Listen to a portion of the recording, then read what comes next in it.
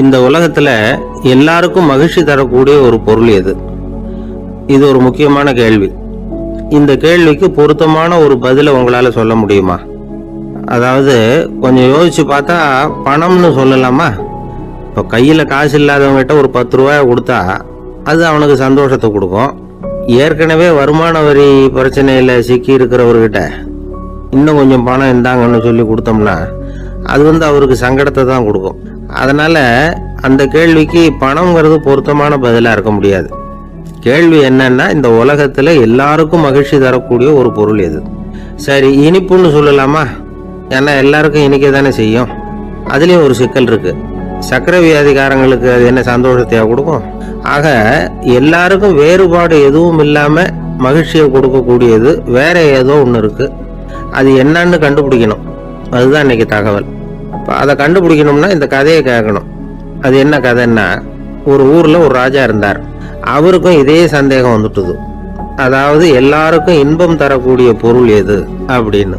இதுக்கு பதில் தெரிஞ்சுக்கிறதுக்கு ஆசைப்பட்டார். சரி, அதுக்கு என்ன செய்யலாம்னு யோசனை பண்ணாரு. நாட்டு மக்களுக்கு பகிரங்கமா ஒரு அறிவிப்பு கொடுத்தார். நம்ம நாட்டு மக்கள் இன்பம் தரக்கூடிய பொருள் எதுன்னு நினைக்கிறாங்களோ அதை கொண்டுகிட்டு வந்து அரண்மனையில் உள்ள கண்காட்சி மண்டபத்தில் வைக்கலாம். அப்படி அவங்க வைக்கிற பொருள்கள்ல எது எல்லாருக்கும் இன்பம் தரக்கூடியதா இருக்குமோ அதை வச்சவருக்கு 1000 பொற்காசுகள் பரிசு அப்படின்னு அறிவிப்பு கொடுத்துட்டார். ஜனங்கள் இந்த அறிவிப்பை கேட்டாங்க. அதுக்கப்புறம் சும்மா இருப்பாங்களா? 1000 பொற்காசுன்னா சும்மாவா? அவங்க கையில் என்னென்ன கிடைச்சதோ அதையெல்லாம் கொண்டாந்து அரண்மனை காட்சி மண்டபத்தில் வச்சுட்டாங்க. அதுக்கப்புறமா ராஜா அங்கே வந்தார். ஒவ்வொன்றா பார்த்துக்கிட்டே வந்தார். முதல்ல ஒரு குயில் இருந்தது, இனிமையா பாடக்கூடிய குயில். இந்த குயிலோட இன்னிசை எல்லாருக்கும் இன்பம் தரக்கூடியது தான். இருந்தாலும் காது கேட்காதவங்களுக்கு இந்த இசை எப்படி இன்பம் தர முடியும்? அதனால இது சரியில்லைன்னு விட்டார். அடுத்தபடியா போனாரு. அங்க என்ன வச்சிருக்கிறாங்கன்னு பார்த்தா ஒரு அழகான மயில் அங்க தோகை விரிச்சு ஆடிக்கிட்டு இருக்குது. இந்த மயிலோட ஆட்டம் மனசுக்கு இன்பம் தரக்கூடியது தான். இருந்தாலும் பார்வை இல்லாதவங்க இந்த ஆட்டத்தை பார்த்து ரசிக்க முடியுமா? முடியாது. அதனால இதுவும் சரியில்லை அப்படின்னு சொல்லிவிட்டார். அதுக்கு அடுத்தபடியா போனார். பல வகையான இனிப்பு பண்டங்களை வச்சிருந்தாங்க. பார்த்தார், வயசானவங்களுக்கும் நோயாளிகளுக்கும் இது இன்பம் தராது, துன்பம் தான் கொடுக்கும் அப்படின்னார். இப்படி ஒவ்வொன்றா பார்த்துக்கிட்டே போறார். அழகான மலர்கள், கனிகள், ஓவியங்கள் எதுவுமே பொருத்தமா தெரியல. சகல பேருக்கும் இன்பம் தரக்கூடிய வகையில எதுவும் இல்லை. கடைசியா வந்தாரு. அங்க ஒரு களிமண் பொம்மை இருந்தது. அது என்ன பொம்மை தெரியுமா? பசியால வாடி இருக்கிற ஒருத்தருக்கு ஒரு அம்மா இனிமையா பேசிக்கிட்டு சோறு போடுறது மாதிரி அந்த பொம்மையை செஞ்சிருந்தாங்க. அதுக்கு கீழே அன்பு அப்படின்னு எழுதியிருந்ததுதான். ராஜா பளிச்சுன்னு ஒரு முடிவுக்கு வந்தார். அந்த பொம்மையை செஞ்ச சிற்பியை வரவழைச்சார், பரிசு கொடுத்தார். அன்பு ஒண்ணுதான் எல்லாருக்கும் இன்பம் அளிக்கக்கூடிய பொருள். காது கேட்காதவங்களும் அதை கேட்க முடியும், பார்வை இல்லாதவங்களும் அதை பார்க்க முடியும், குழந்தைகளும் அதை உணர முடியும் அப்படின்னு அதுக்கு விளக்கம் கொடுத்தார் அந்த மன்னர். இந்த உலகத்துல எல்லாருக்கும் மகிழ்ச்சி தரக்கூடிய ஒரு பொருள் அன்பு தான். அதை புரிஞ்சுக்கிட்டு தான் சில கணவன்மார்கள் மனைவி பேர்ல ரொம்ப அன்பை காட்டிக்கிறது வழக்கம். ஒரு வீட்டு வாசப்படி பக்கமா மழைக்கு ஒதுங்கினார் ஒருத்தர். மழை தூரிக்கிட்டு இருந்தது, இருட்டு நேரம். அந்த வீட்டுல இருந்தவர், இன்னைக்கு ராத்திரி வேணும்னா இங்கேயே தங்கிட்டு காலையில போங்க அப்படின்னார். உடனே இவரு சொன்னார், ரொம்ப நன்றிங்க, ஒரு 10 நிமிஷத்துல இதை வந்துடுறேன் அப்படின்னு சொல்லிவிட்டு எங்கேயோ ஓடினார். 10 நிமிஷம் கழிச்சு திரும்பி வந்தார். ஆமா, எங்க போயிட்டு வந்தீங்கன்னு கேட்டார் வீட்டுல இருந்தவர். நேரா எங்க வீட்டுக்கு போய் மனைவி கிட்ட இன்னைக்கு ராத்திரி இங்கேயே தங்கிக்கிறேன்னு சொல்லிவிட்டு வந்துட்டேன் அப்படின்னார் அவர். அன்புல இது ஒரு ரகம். ஒருத்தர் ரொம்ப கவலையோட உட்கார்ந்துருந்தார். எதை பத்தி சார் கவலைப்படுறீங்கன்னு கேட்டோம். எதிர்காலத்தை பத்தி கவலைப்படுறேன்னார். ஏன்னு கேட்டோம். என்ன பண்றதுன்னே தெரியல சார், எதிர்காலம் ஒரே இருட்டா இருக்கு, பாதையே புரியலன்னார். இன்னைக்கு நம்ம இளைஞர்கள் பல பேருக்கு எதிர்காலம் இருட்டா தான் தெரியுது. அவங்கெல்லாம் இந்த கதையை கொஞ்சம் கேட்கணும். ஒரு மலை அடிவாரத்துல ஒரு சின்ன கிராமம். அந்த மலை ரொம்ப உயரமானது. அடர்த்தியா செடி கொடிகள் மரங்கள் அதுல மண்டி கிடக்குது. பகல் வேளையில இருட்டா தான் இருக்கும், அவ்வளவு அடர்த்தி. அந்த மலை உச்சியில ஒரு கோவில். முத நாள் ராத்திரியே புறப்பட்டாதான் காலையில அந்த கோயிலுக்கு போய் சேர முடியும். கிராமத்து இளைஞன் ஒருத்தன் அந்த மலை உச்சிக்கு போக வேண்டியிருந்தது. கையில ஒரு விளக்க எடுத்துக்கிட்டு முத நாள் ராத்திரியே புறப்பட்டான். புறப்பட்டு போனவன் கிராமத்து எல்லையிலேயே நின்னுட்டான். ஏன் தெரியுமா? அவன் கையில இருந்த விளக்கோட வெளிச்சம் 10 அடி தூரத்துக்கு தான் தெரியுது. அது வரைக்கும் தான் பாதை தெளிவா இருக்குது. அதுக்கு அப்பால எல்லாம் ஒரே இருட்டா இருக்குது, பாதை புரியல. இவன் யோசனை பண்ணி பார்த்தான். மனசுக்குள்ள ஒரு சந்தேகம். 10 அடி தூரம் தானே வெளிச்சம் தெரியுது, அப்படின்னா நாம 10 அடி தூரம் தானே போக முடியும். அதுக்கும் அந்தாண்ட ஒரே இருட்டா இருக்குது, அதுல எப்படி நாம நடந்து போறது? நாம ரொம்ப தூரம் நடந்து போய் ஆகணுமே. அப்படிப்பட்ட நினைப்புலாம் அவனுக்கு வந்துட்டுது. இதுதான் அவன் மனசுல ஏற்பட்ட தயக்கம். இப்படி யோசிச்சுக்கிட்டே அந்த இளம் ஆசாமி புறப்பட்ட இடத்துலயே நின்றுட்டு இருக்கிறான். அந்த சமயத்துல ஒரு வயசான பெரியவர் அந்த பக்கமா வந்தார். அவரு கையில இதை விட சின்னதா ஒரு விளக்கு வச்சிருந்தார். அது எப்படின்னா அது ஒரு 5 அடி தூரத்துக்கு தான் வெளிச்சம் காட்டுது. அவ்வளவு சின்ன விளக்கு. அவரும் மலை உச்சிக்கு போறதுக்காக தான் வந்துகிட்டு இருக்கிறார். அவரை பார்த்து இவன் கேட்டான், என்ன பெரியவரே, இவ்வளவு சின்ன விளக்க வச்சுக்கிட்டு அவ்வளவு தூரத்துக்கு எப்படி மலையேற போறீங்க அப்படின்னு கேட்டான். நீ ஏன் இப்படி தயங்கிட்டே நிக்கிறேன்னு கேட்டார் பெரியவர்.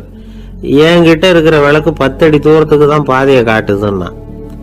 இப்ப பெரியவர் சொன்னார், தம்பி, உன் கையில இருக்கிற விளக்கு கொடுக்கற வெளிச்சத்தை வச்சு நீ முதல்ல 10 அடி தூரம் முன்னாடி போ. 10வது அடியில போய் நின்றுகிட்டு பாரு, மறுபடியும் ஒரு 10 அடி தூரத்துக்கு பாதை தெரியும். இப்படி உன் கையில இருக்கிற விளக்கு தொடர்ந்து வெளிச்சம் காட்டிக்கிட்டே இருக்கும். நீ முன்னேற முன்னேற அந்த வெளிச்சமும் முன்னேறும். அதனால எத்தனை கிலோமீட்டர் தூரம் வேணும்னாலும் நீ இந்த 10 அடி தூரம் வெளிச்சத்தை வச்சுக்கிட்டே நீ போயிடலாம், புறப்படு அப்படின்னார். இப்பதான் அந்த பெரியவர் சொன்னது இளைஞனுக்கு பளிச்சுன்னு புரிஞ்சுதான். உடனே உற்சாகமா புறப்பட்டான், உச்சிக்கு போய் சேர்ந்தான். இந்த கதையிலிருந்து நாம புரிஞ்சுக்க வேண்டியது என்ன தெரியுமா? நீண்ட கால திட்டம் ஒண்ணு போடும் பொழுது நமக்கு முன்னாடி இருக்கிறத மறந்துட்டு மனசை போட்டு குழப்பிக்க கூடாது. உங்க கையில என்ன இருக்கோ அதுலயே உங்க எதிர்காலம் மறைஞ்சிருக்குது.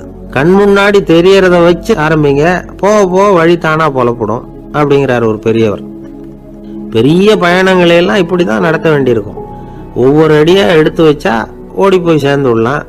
மலைச்சு போய் நின்றுட்டா நின்றுகிட்டே இருக்க வேண்டியதுதான். நம்ம ஆள்லாம் ரொம்ப மோசமா இருக்கிறாங்க. ஒருத்தன் அப்படிதான் நீண்ட தூர பிரயாணம் ஒன்று புறப்பட்டான். ரயில் போய்கிட்டே இருந்தது.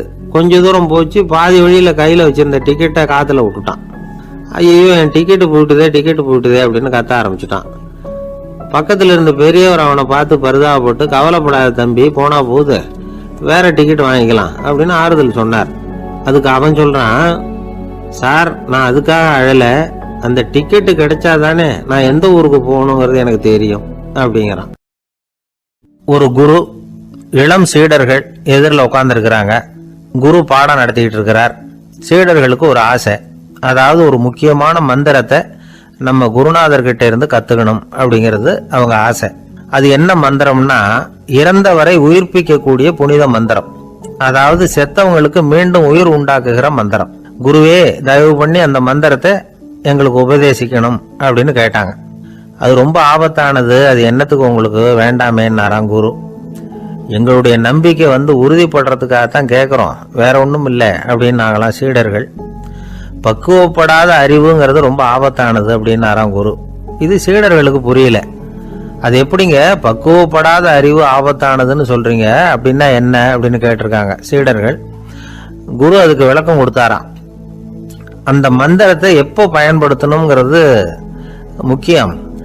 அதை அறியக்கூடிய ஞானம் ஏற்படுகிற வரைக்கும் அதை தெரிஞ்சுக்காம இருக்கிறது தான் நல்லது, இல்லைன்னா ஆபத்துன்னாராம். ஆனா அந்த சீடர்கள் அதை கேட்கற மாதிரி இல்லை, ரொம்ப பிடிவாதம் பண்ண ஆரம்பிச்சுட்டாங்க. சரி வாங்க சொல்றேன்னாரு குரு. எல்லாரும் வந்தாங்க. அந்த புனித மந்திரத்தை அவங்களுக்கு ரகசியமா உபதேசம் பண்ணார்.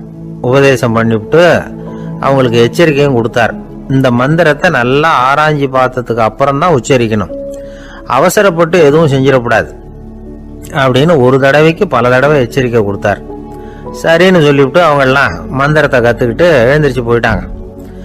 ஒரு நாள் அந்த சீடர்கள் எல்லாம் மணற்பாங்கான இடத்துல அப்படியே நடந்து போயிட்டு இருக்கிறாங்க. ஒரு பாலைவன பகுதி மாதிரி ஒரு இடம். அங்க ஒரு இடத்துல எலும்புகள் குவியலா கிடந்தது. உடனே இந்த சீடர்கள் முன்ன பின்ன யோசிக்காம, தியானமும் பண்ணாம, அந்த மந்திரத்தோட பயனை சோதிச்சு பார்க்கணும் அப்படின்னு நினைச்சுக்கிட்டு அந்த மந்திரத்தை உச்சரிக்க ஆரம்பிச்சுட்டாங்க. அவ்வளவுதான். உடனே என்னாச்சு தெரியுமா? அந்த எலும்புகள் எல்லாம் ஓநாய்களா மாறி அவங்கள துரத்த ஆரம்பிச்சுட்டுது. சீடர்கள் எல்லாம் தலைதெறிக்க ஓட ஆரம்பிச்சுட்டாங்க. ஓநாய்களும் விடல, அவங்கள துரத்தி பிடிச்சி கடிச்சு குதற ஆரம்பிச்சுட்டுது. அப்போதான் அந்த சீடர்களுக்கு குரு சொன்ன அறிவுரையோட அர்த்தம் புரிஞ்சுது.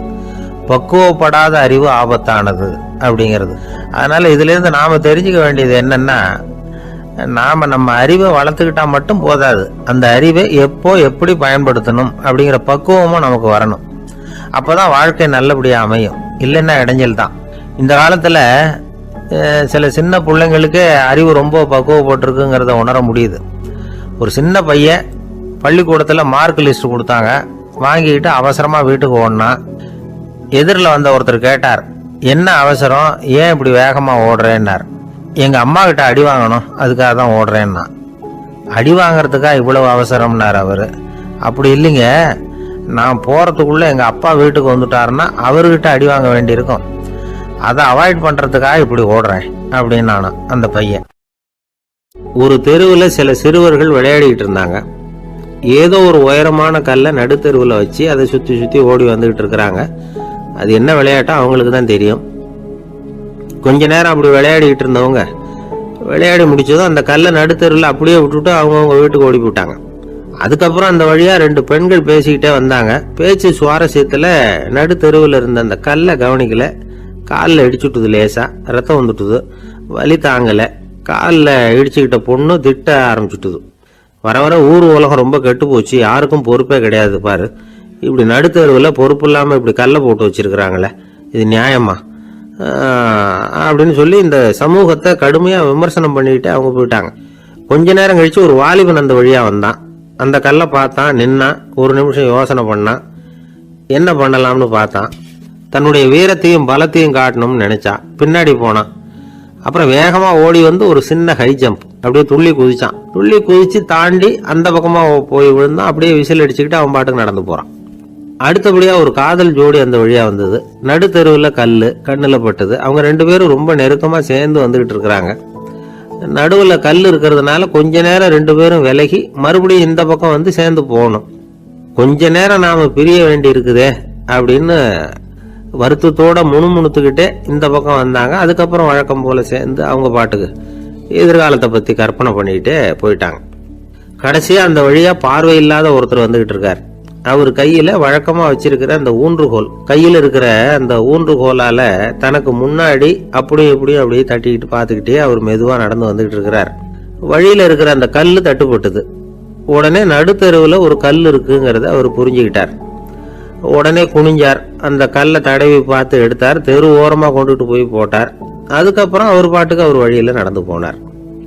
இப்போ இதில் பல பேர் வந்தாங்க போனாங்க. இவங்களில் பார்வை உள்ளவங்க யார், பார்வை இல்லாதவங்க யார்? இப்படி ஒரு கேள்வி கேட்டால் என்ன பதில் சொல்ல முடியும்? கொஞ்சம் யோசிச்சு பார்த்தா இன்னைக்கு பல பேர் இப்படி தான் இருந்துகிட்டு இருக்கிறோம். ஒரு ஆள் பார்க்கறதுக்கு பெரிய மனுஷன் மாதிரி இருக்கார். ஒரு தெரு வழியாக நடந்து வந்துகிட்டு இருந்தார். இருட்டு நேரம். வழியில ஒரு பெரிய கல்லு கிடந்தது, கருங்கல்லு. பார்த்தார், கொஞ்ச நேரம் யோசிச்சார். போய் தூக்கி பார்த்தா ரொம்ப கனமா இருந்தது. இன்னொரு ஆள் சேர்ந்தாதான் தூக்க முடியும். இவர் உடனே ரோட்டோரமா போய் ஒரு மரத்தடியில உட்காந்துக்கிட்டார். 2 பக்கமும் பார்த்துக்கிட்டே இருக்கார், யாராவது வர்றாங்களான்னு. கொஞ்ச நேரத்துல ஒருத்தர் வந்தார், இவருக்கு தெரிஞ்சவர். என்னங்க இந்த நேரத்துல இங்க உட்காந்துருக்குறீங்கன்னு கேட்டார் அவர். அதுவும் அந்த கருங்கல் அப்படின்னு சுட்டி காட்டினார். ஓ, அதை தூக்கி ஓரமா போடணுமா, வாங்க 2 பேரும் தூக்கலான்னார் வந்தவர். நான் அதுக்காக உட்காந்துருக்கலன்னாரு இவர். பின்ன வேற எதுக்காகன்னார் அவர். ஒரு மனுஷன் கருங்கல்லுல காலை இடிச்சுக்கிட்டான்னா எப்படி துள்ளுவான்னு பார்க்கணுங்கிறது எனக்கு ரொம்ப நாளா ஒரு ஆசை, அதுக்காக தான் உட்காந்துருக்கிறேன் அப்படின்னாராம். ஒரு நாள் ஒரு தகப்பனார் தன்னுடைய பிள்ளைய அழைச்சிட்டு வந்தார். சார், இவன் சரியா படிக்க மாட்டேங்கிறான், பெரியவங்களை மதிக்க மாட்டேங்கிறான், நீங்க கொஞ்ச நாள் இவனுக்கு குருவா இருந்து நல்ல விஷயங்களை சொல்லி கொடுத்தா தேவையில்லைன்னார்.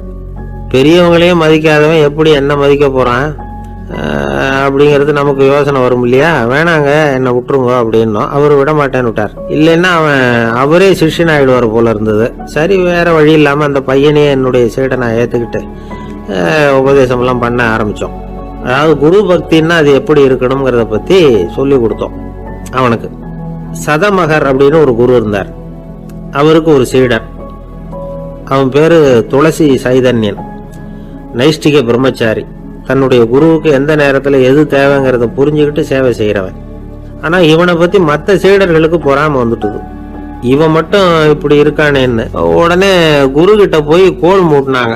அவன் சரியில்லை, அவன் நடந்துக்கிறது சரியில்லை, அப்படி இப்படின்னு எதையாவது சொல்லி. இருந்தாலும் இதையெல்லாம் அந்த குரு நம்பல. அவருக்கு தெரியும் யார் யார் எப்படின்னு. துளசி சைதன்யன் பெருமையை மற்ற சீடர்களுக்கு உணர்த்தணும் அப்படின்னு நினைச்சார். அதுக்கு ஒரு வழி பண்ணார். ஒரு நாள் சீடர்களை எல்லாம் கூப்பிட்டுக்கிட்டு ஒரு காட்டு வழியா போய்கிட்டு இருந்தார். அங்க ஒரு பெரிய மலை அருவி கொட்டிக்கிட்டு இருந்தது. குரு சீடர்கள் பக்கம் திரும்பினார். இந்த மலையின் மேலே இருந்து அந்த படு பாதாளத்துல குதிக்கிறதுக்கு உங்கள யார் தயார் அப்படின்னு கேட்டார். ஒரு சீடனும் வாய திறக்கல, ஒதுங்கி நின்றுக்கிட்டாங்க. பின்னாடி மூட்டை முடிச்சோட வந்துகிட்டு இருந்தான் துளசி சைதன்யன். அவனை பார்த்தார். தபாருப்பா, நீ மேலே இருந்து அந்த அருவியில குதி அப்படின்னார். அப்படியே செய்யறேன் சுவாமின்னா ஓடி போய் பொத்துன்னு குதிச்சுட்டான். அடுத்த கணமே குருநாதர் தன்னுடைய யோக சக்தியால பறந்து போய் அவன் கீழே விழுந்துடாம தாங்கி பிடிச்சி கொண்டுகிட்டு வந்துட்டார்.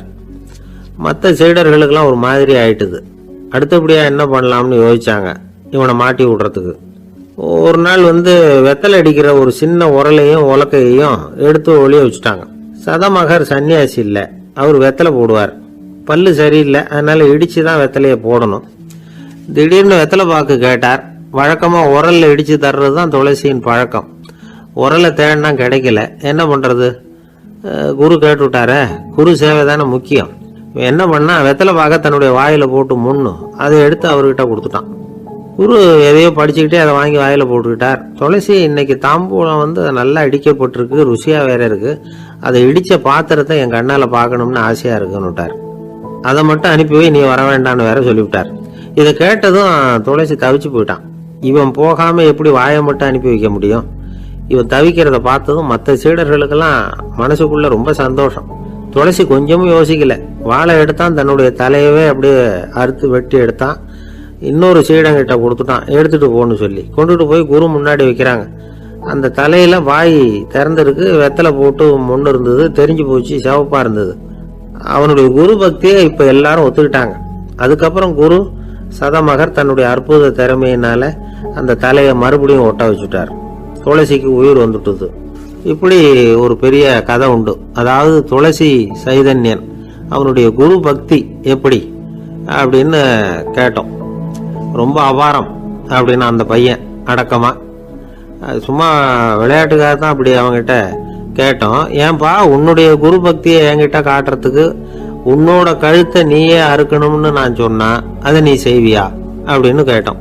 என்னுடைய கழுத்தை நானே அறுக்க வேண்டிய அவசியம் இல்லை சார் அப்படின்னா அவன். ஏண்டான்னு, அதே காரியத்தை தான் இனிமே நீங்க தினமும் செய்ய போறீங்களே சார் அப்படிங்கிறான். இந்த உலகத்துல எவ்வளவோ உயிரினங்கள் இருக்கு, ஒவ்வொன்றும் ஒவ்வொரு விதமா சண்டை போடுது. இப்ப 2 மாடு சண்டை போட்டுக்குதுன்னு வச்சுங்க, என்ன பண்ணும்? 2 முட்டிக்கும். அதுக்கு சண்டை போடுறதுக்கு ஆயுதமா உபயோகப்படுறது அதோட கொம்பு. 2 சேவல் சண்டை போட்டுக்குதுன்னு வச்சுங்க, அதுக்கு ஆயுதமா உபயோகப்படுறது அதோட கால் நகம். காலால தான் அது ஒன்னோட ஒன்று சண்டை போட்டுக்கும். ஆனா 2 மனுஷன் சண்டை போட்டுக்கிறான்னு வச்சுங்க, இவன் இன்னதை தான் ஆயுதமா உபயோகப்படுத்துவான்னு குறிப்பிட்டு சொல்ல முடியாது. கல்லை எடுப்பான், கத்தி எடுப்பான், துப்பாக்கி எடுப்பான், என்ன வேணாலும் பண்ணுவான். வாயால திட்டுவான், கையால் அடிப்பான், காலால உதைப்பான், சகலகலா வல்லவன். விலங்குகள்லாம் பொதுவா வாயை சாப்பிட்றதுக்கு மட்டும்தான் உபயோகப்படுத்துது. ஆனா இவனுக்கு சாப்பிட்றதுக்கும் அதுதான், சாப்பிட்டு விட்டு திட்டுறதுக்கும் அதுதான். ஆனா ஒரு விஷயத்துல மட்டும் கெட்டிக்கிறேன். அதாவது நாம சண்டை போட்டுக்கிட்டாலும் பரவாயில்ல, கோழிகள் சண்டை போடாம இருக்கணும் அப்படின்னு ஆசைப்படுறான். எதுக்காக? கோழிகள் சண்டை போடாம இருந்தா நிறைய முட்டைகள் போடுமா, அதுக்காக தான் இந்த அக்கறை. கோழி பண்ணை வச்சிருக்கிறவங்களுக்கு இது ஒரு பெரிய பிரச்சனை. அதாவது பண்ணையில் இருக்கிற கோழிகளுக்குள்ள அடிக்கடி சண்டை வந்துடும், அதனால முட்டை உற்பத்தி குறைஞ்சிரும். சரி, இதுக்கு என்ன பண்றது? பண்ணையில் போய் உட்காந்துக்கிட்டு தினமும் பஞ்சாயத்து பேசிட்டு இருக்க முடியுமா? அமெரிக்காவில் கோழி பண்ணை வச்சிருக்கிற ஒருத்தர் இதை பத்தி யோசனை பண்ணி பார்த்தாராம். ஒரு வழியையும் கண்டுபிடிச்சிருக்கார். கோழிக்கெல்லாம் மூக்கு கண்ணாடி மாட்டி விட்டுட்டோம்னா அது சண்டை போடுற குணம் குறைஞ்சிரும், முட்டை அதிகமாயிடும். அந்த கண்ணாடியில் உள்ள லென்ஸ் சிவப்பு நிறத்தில் இருக்கணும், அவ்வளவுதான் அப்படின்னு அவர் கண்டுபிடிச்சாராம். இது ஏற்கனவே நடைமுறையில் கண்டுபிடிக்கப்பட்ட ஒரு விஷயம். ஆனா எல்லா கோழிக்கும் சிவப்பு மூக்கு கண்ணாடி எப்படி மாட்டி விடுறது? அப்படியே மாட்டி விட்டாலும் அது நழுவாம இருக்கணுமே. இப்ப நாமெல்லாம் நடு விரலால மூக்கு கண்ணாடி நடுவில் தொட்டு அப்படி ஸ்டைலா சரி பண்ணிக்கிறோம், அது மாதிரி கோழி எப்படி சரி பண்ணிக்கும்? இதுதான் பிரச்சனை. இதுக்கு அவர் என்ன வழி கண்டுபிடிச்சாருன்னா, கோழிக்கெல்லாம் மூக்கு கண்ணாடிக்கு பதிலாக விழியொட்டு வில்லைகள், கான்டாக்ட் லென்ஸ், அதை பொருத்தி விட்டா என்ன அப்படின்னு யோசனை பண்ணார். அதே மாதிரி பண்ணார். அதே மாதிரி செஞ்சு பார்த்தார், வெற்றி. அதுக்கப்புறம் கோழியெல்லாம் சண்டை போட்டுக்கலையாம், சமாதான பிரியர்கள் ஆகிட்டு தான். கோழிகளுக்கு இயல்பாகவே சண்டை போடுற குணம் உண்டு. ஆனால் அதோட கண்ணுக்கு பார்க்குற பொருள்லாம் ரோஜா நிறத்துலையோ அல்லது இன்னும் சொல்ல போனால் அழுத்தமான சிவப்பு நிறத்துலையோ தெரிஞ்சதுன்னா சண்டை போடுற குணம் குறைஞ்சிருதான். அந்த சமயத்தில் அது அதிகமாகவும் முட்டையிட ஆரம்பிச்சுடுதான். அதே நேரத்தில் இறை எடுக்கிறத கூட குறைச்சிக்குதான்.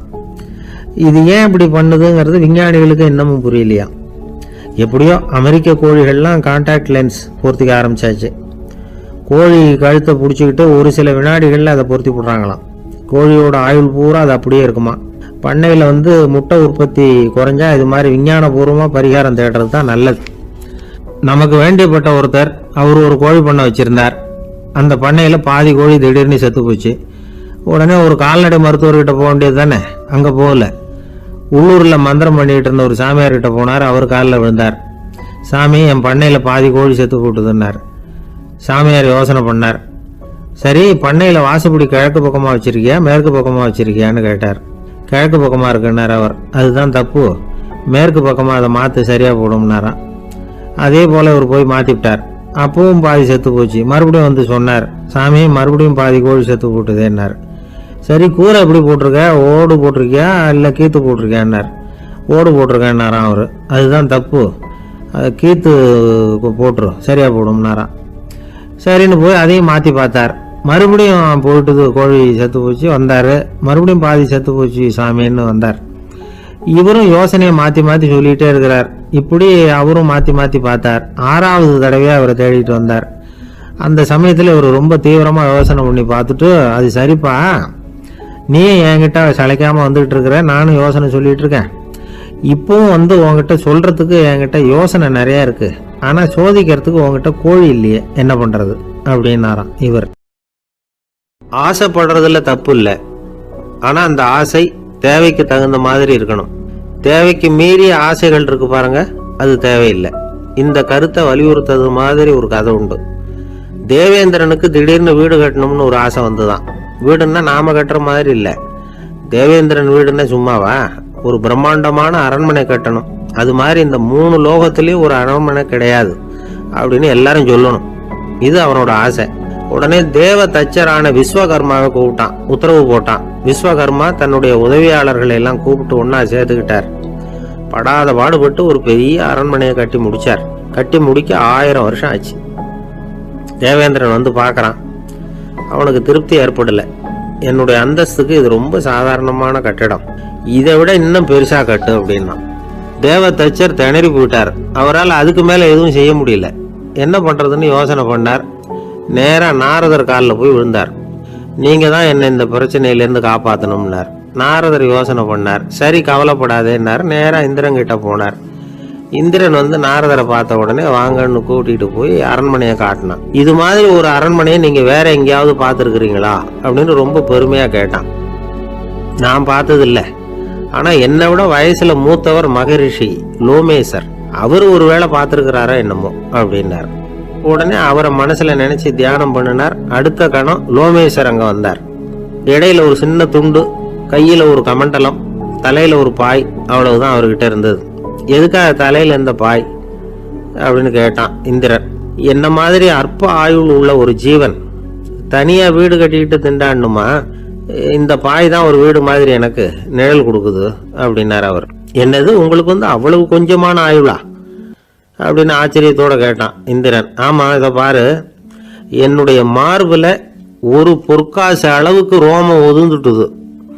எப்ப என் உடம்புல உள்ள எல்லா ரோமமும் உதிர்ந்துருமோ அப்ப என்னுடைய ஆயுள் முடியும் அப்படின்னார். எப்ப அந்த ரோமங்கள் பூரா உதிரும்னு கேட்டான் இவன். ஒரு பிரம்மா மறைஞ்சதும் ஒரு ரோமம் உதிரும். என் உடம்புல உள்ள ரோமங்களின் எண்ணிக்கை எவ்வளவோ அவ்வளவு பிரம்மாக்கள் தோன்றி அவங்க ஆயுள் முடியும் பொழுது என் உடம்புல உள்ள ரோமங்கள் பூரா உதிரும் அப்படின்னார். அப்படின்னா ஒரு பிரம்மாவோட ஆயுள் எவ்வளவு காலம்னு கேட்டான். ஒரு பிரம்மாவுக்கு 100 தேவ வருஷம். ஒவ்வொரு தேவ வருஷத்துக்கும் 365 தேவ நாள். ஒவ்வொரு தேவ நாள்லயும் ஒன்ன மாதிரி 14 இந்திரர்கள் தோன்றி மறைகிறாங்க. அப்படின்னு மகரிஷி லோமேசர் சொல்றார். இதை கேட்டதும் இந்திரன் ஆடி போட்டான். அவ்வளவு ஆயுள் உள்ள இவரே அற்ப ஆயுள்னு சொல்றார். நான் என்னுடைய ஆயுளை பெருசா நினைச்சுக்கிட்டு பிரம்மாண்டமான அரண்மனை கட்டணும்னு ஆசைப்படுறேனே அப்படின்னு நினைச்சான். எனக்கு வீடு கட்டின வரைக்கும் போதும்னு விட்டான். அதனால நாமெல்லாம் நம்முடைய தேவைக்கு தகுந்த மாதிரி ஆசைப்படுறது தான் நியாயம். ஆனா அப்படியே நடந்துக்கிறோம். மனுஷன் கடவுளையே ஏமாத்தி காசு வாங்கறதுக்குள்ள ஆசைப்படுறான். ஒருத்தன் கடவுளை நினைச்சு தவம் இருந்தான். கடவுள் நேரில் வந்தார். தேவலோகத்துல ரூபாய்க்கெல்லாம் என்ன மதிப்புன்னு கேட்டான். அங்கெல்லாம் ரூபாய்ங்கிறது உங்க பணத்துல 1 கோடி ரூபாய்க்கு சமம். அதாவது தேவலோகத்துல 1 ரூபான்னா இங்க 1 கோடி ரூபா. அது மாதிரி எங்களுக்கு ஒரு நாள்ங்கிறது உங்க கணக்குல 1 கோடி வருஷத்துக்கு சமம் அப்படின்னாரு கடவுள். அப்படின்னா எனக்கு நீங்க அதிகமா எதுவும் தர வேணாம், உங்க கணக்குப்படி ஒரே 1 ரூபா கொடுங்க, அது போதும்னா இவன் ரொம்ப சாமர்த்தியமா. கடவுள் யோசனை பண்ணார். அது ஒன்றும் கஷ்டம் இல்லை, 1 ரூபா தானே கேட்குற, கொடுத்துட்றேன். ஆனா இப்போ வரும்பொழுது நான் எடுத்துக்கிட்டு வரல, எங்க கணக்குப்படியே 1 நாள் பொறுத்துக்க பணத்தோட வந்துடுறேன் அப்படின்னு சொல்லிவிட்டு பறந்து போயிட்டார். பறந்து போயிட்டு இருந்தார். அவர் தோளில் ஒரு பெரிய துணி மூட்டை, அதை சுமந்துக்கிட்டு கடத்தெருவை நோக்கி அவர் போய்கிட்டு இருக்கிறார். வழியில் அவரை சந்திச்சார் உமர். அவர் கேட்டார், கலீஃபா அவர்களே எங்க புறப்பட்டுட்டீங்க அப்படின்னு கேட்டார். கலீஃபான்னா ஆட்சி தலைவர்னு அர்த்தம். இதுக்கு அவர் சொன்னார், நான் துணி வணிகம் செய்யறவன், அதனால துணி வியாபாரம் செய்யறதுக்காக போயிட்டு இருக்கிறேன்னார்.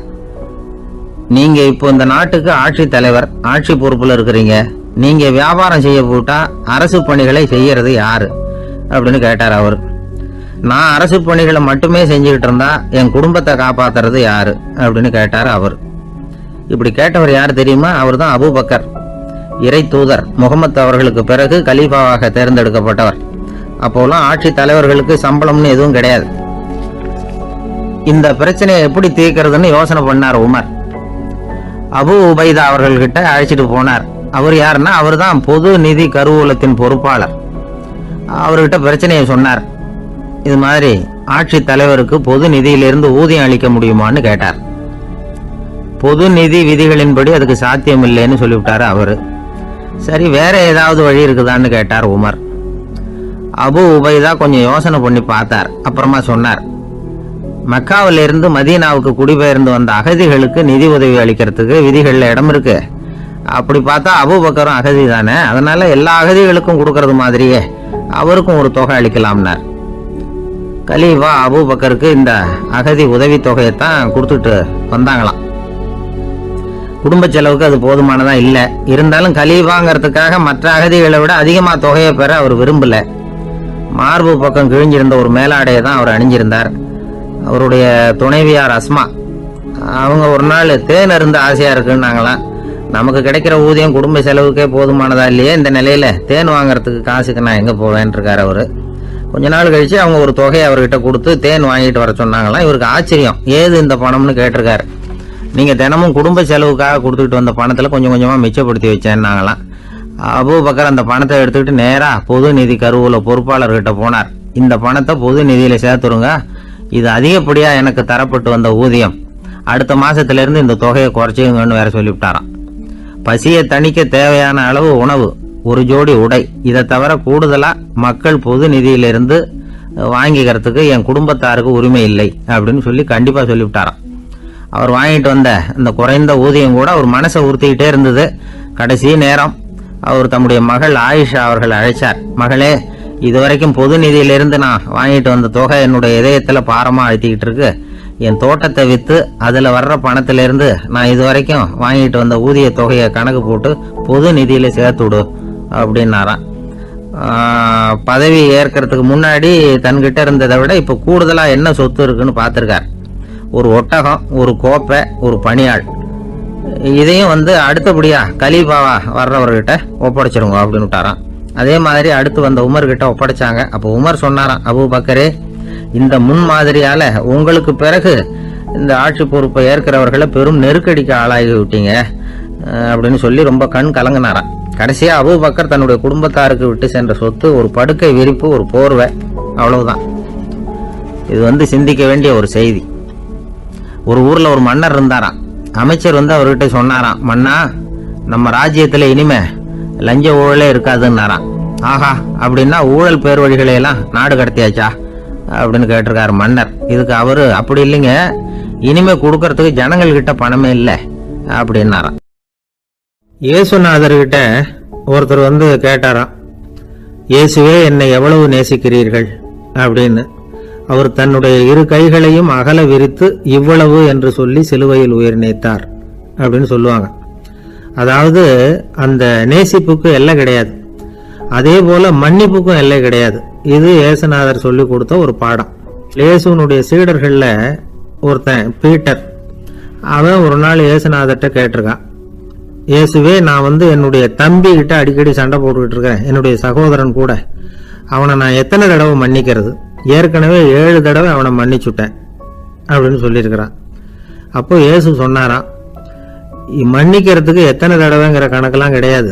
எத்தனை தடவை உன்னுடைய சகோதரன் உன்னை கோபப்படுத்துகிறானோ அத்தனை தடவை நீ மன்னிக்கிறதுக்கும் தயாரா இருக்கணும், அதுதான் அப்படின்னு சொன்னாராம்.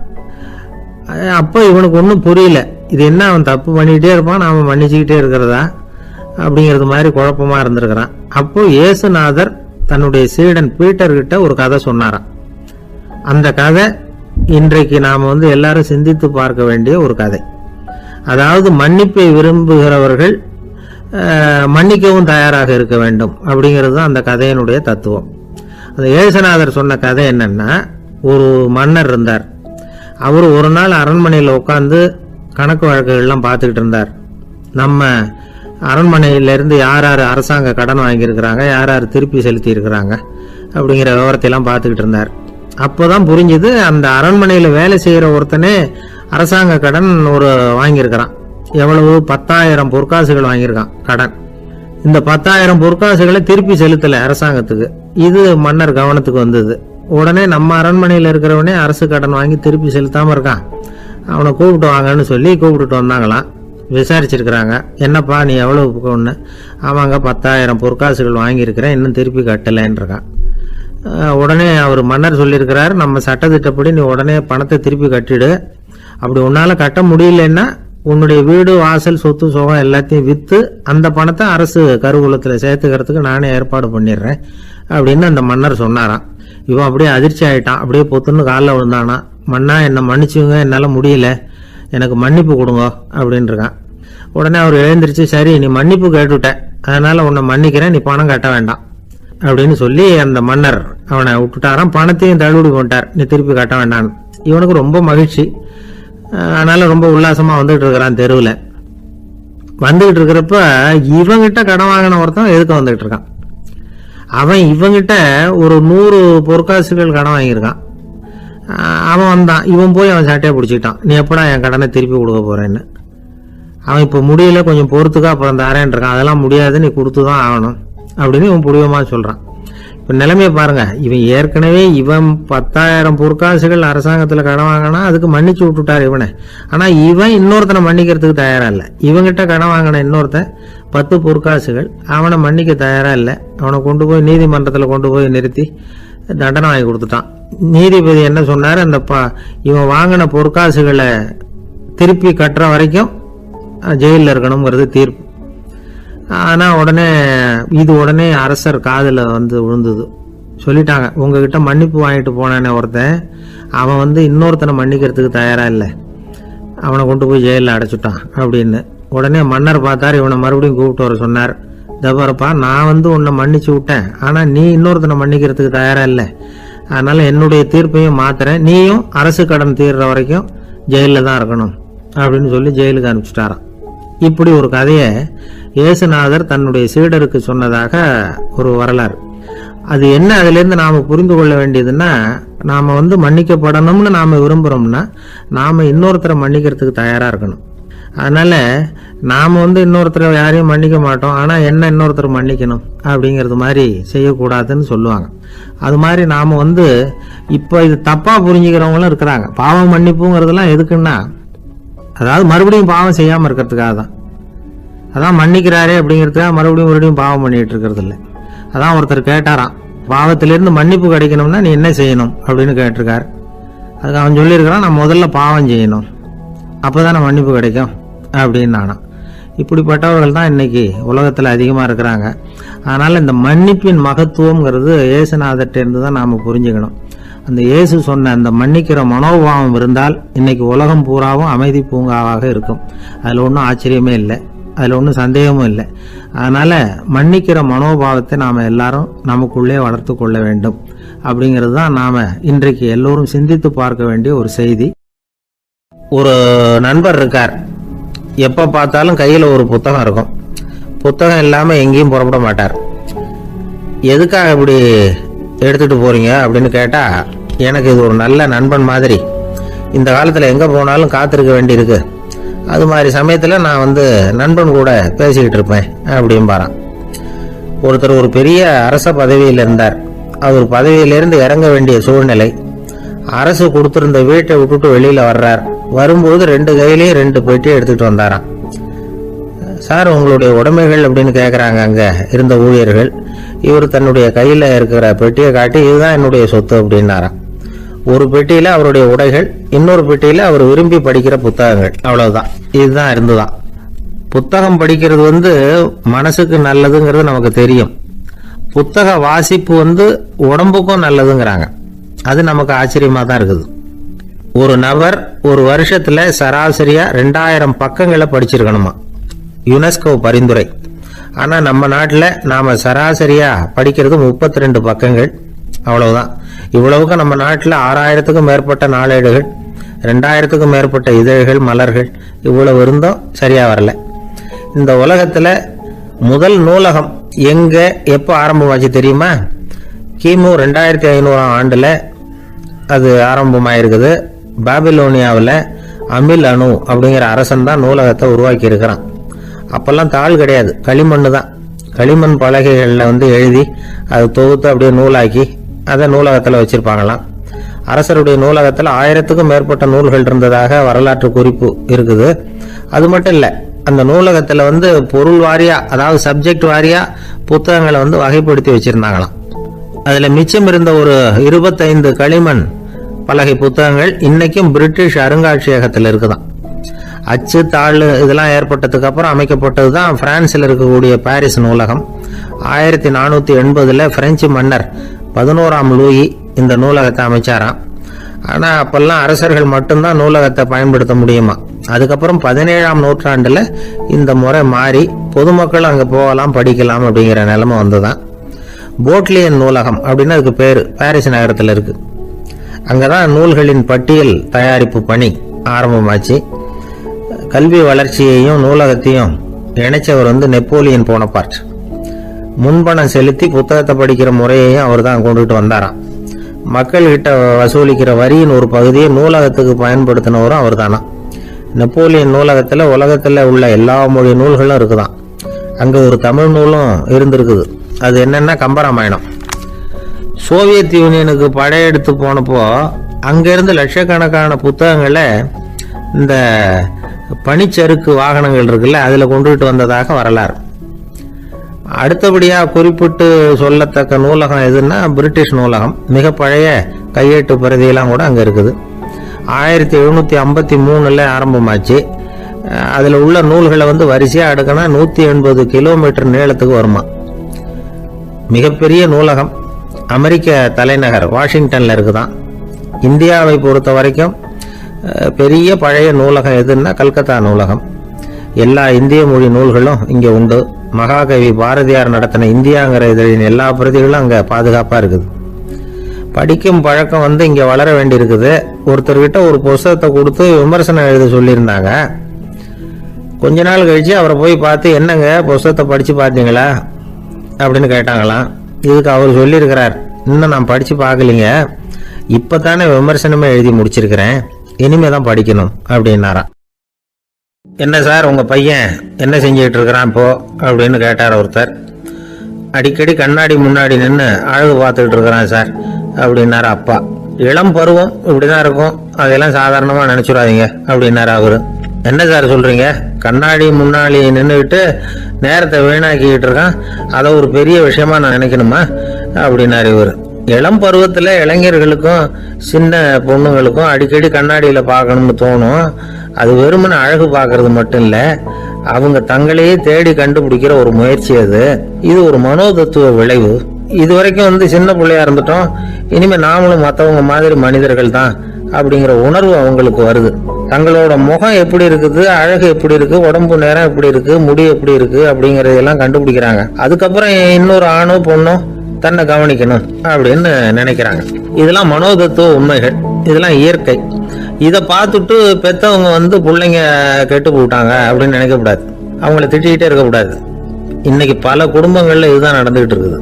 மனுஷ வாழ்க்கையிலேயே இப்படியும் இல்லாத அப்படியும் இல்லாத ஒரு பருவம் இளம் பருவம். 13 to 19 வயசுக்கு உட்பட்ட ஆண்கள் பெண்கள் இந்த வகையை சேர்ந்தவங்க, டீனேஜ் குரூப். இவங்களை சின்னவங்கன்னு நினைச்சிட முடியாது, பெரியவங்கன்னு நினைச்சிட முடியாது. இவங்க ரொம்ப சென்சிட்டிவ்.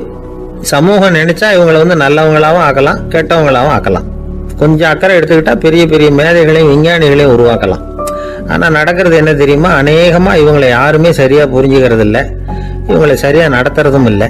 இது வரைக்கும் நாம சொல்றதை கேட்டுக்கிட்டு இருந்தான், இப்பெல்லாம் அவன் இஷ்டத்துக்கு நடக்க ஆரம்பிச்சுட்டான் அப்படின்னு வருத்தப்படுற பெற்றோர்கள் அதிகம். இது வருத்தப்படுற விஷயம் இல்லை, சந்தோஷப்பட வேண்டிய விஷயம். உங்க புள்ள சொந்தமா யோசிக்க ஆரம்பிக்கிறதும் நடந்துக்க ஆரம்பிக்கிறதும் ஒரு தப்பான விஷயமா? அவன் கடைசி வரைக்கும் உங்க பேச்சையே கேட்டுக்கிட்டு இருக்கணுங்கிறது என்ன நியாயம்? இன்னைக்கு இளைஞர்களை பெரியவங்க தப்பா புரிஞ்சுக்கிட்டு தவறா நடத்துறதுனாலதான் அவங்களுக்கு வெறுப்பு, எரிச்சல், மனக்கசப்பு எல்லாம் உண்டாகுது. பெத்தவங்க சரியா மதிக்கிறது இல்ல அப்படிங்கிற ஒரே காரணத்தினாலேயே வீணா போகிற பிள்ளைங்க இன்னைக்கு அதிகம். சரி, பெத்தவங்களுக்கு இன்னைக்கு என்னதான் புத்தி சொல்ல வர்றீங்க அப்படின்னு கேக்குறீங்களா?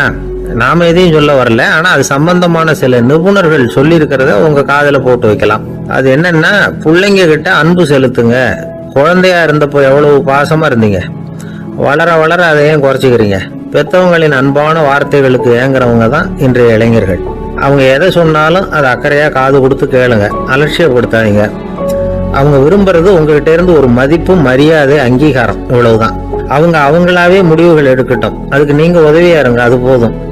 மற்றவங்க முன்னாடி, முக்கியமா அவங்க நண்பர்கள் முன்னாடி அவங்கள பத்தி மட்டமா பேசாதீங்க. அவங்க கிட்ட பொய் சொல்லக்கூடாது. நீங்க சொன்னது பொய்ன்னு தெரிஞ்சு போச்சுன்னா உங்க பேர்ல அவங்களுக்கு இருக்கிற மதிப்பு போயிடும், நம்பிக்கை போயிடும். அவங்களுக்கு முன்னாடி நீங்க சண்டை போடக்கூடாது. உங்க பிள்ளைய எப்பவும் இன்னொரு பிள்ளையோட ஒப்பிட்டு பேசுற வேலையே வேணாம். கூட பிறந்த மற்றவங்களோட கூட ஒப்பிடக்கூடாது. இப்படி செஞ்சா அவன் உங்ககிட்டயும் பிரியமா இருக்க மாட்டான், அவங்க கிட்டயும் பிரியமா இருக்க மாட்டான். புள்ள எங்க போறான், என்ன பண்றான் அப்படின்னு எல்லாம் துப்பறிஞ்சிட்டு இருக்கக்கூடாது. இளைஞர்கள் தனிமையை விரும்புறவங்க. அவங்கள பெட்டியில வச்சு மூடி பாதுகாக்கணும்னு நினைக்கக்கூடாது. அவங்கள எப்படி பாதுகாக்கிறது அப்படிங்கறது அவங்களுக்கே தெரியும். உங்க புள்ள எப்படி நடந்துக்கணும்னு நீங்க எதிர்பார்க்கறீங்களோ அது மாதிரி நீங்க நடந்து காட்டுங்க, அது போதும். ஒரு வீட்டுல அப்பாவும் அம்மாவும் பேசிட்டு இருக்கிறாங்க. என்னங்க, நம்ம பொண்ணு பெரியவளாயிட்டா, அடிக்கடி கண்ணாடி முன்னாடி போய் நின்றுகிட்டு இருக்கிறா, சீக்கிரமா ஒரு பையனை பார்த்து கல்யாணத்தை முடிக்காம இப்படி மசன்னு கல்லு மாதிரி உட்காந்துருக்கிறீங்களே அப்படின்னு சத்தம் போட்டாங்க. அந்த அம்மா, அவசரப்படாத, பாக்குறதுக்கு கண்ணுக்கு அழகா லட்சணமா புத்திசாலியா ஒரு பையன் கிடைக்க வேணாமா, அதுதான் பாத்துக்கிட்டு இருக்கிறேன் அப்படின்னாரு அப்பா. இதுக்கு அந்த அம்மா சொல்றாங்க, எங்க அப்பா இப்படி எல்லாம் நினைச்சுக்கிட்டு இருந்திருந்தா எனக்கு கல்யாணமே ஆயிருக்காது தெரியுமா அப்படின்னு. ஒருத்தர் ரொம்பவும் மகிழ்ச்சியா வந்துகிட்டு இருந்தார். என்ன விஷயம்னு விசாரிச்சேன். நான் தோத்து போயிட்டேன், அதுதான் மனசுக்கு மகிழ்ச்சியா இருக்கு அப்படின்னார். எனக்கு இது ரொம்ப ஆச்சரியமா போச்சு. இந்த உலகத்துல தோத்து போறவங்க யாரும் மகிழ்ச்சியா இருக்கிறது இல்ல. அப்படி இருக்கிறப்ப இவர் இப்படி சொல்றாரு, எங்க தோத்து போனீங்கன்னு கேட்டேன். அதுக்கப்புறம் தான் அவர் விவரமா சொன்னார். என்னோட 5 வயசு குழந்தையோட நான் விளையாடிக்கிட்டு இருந்தேன்.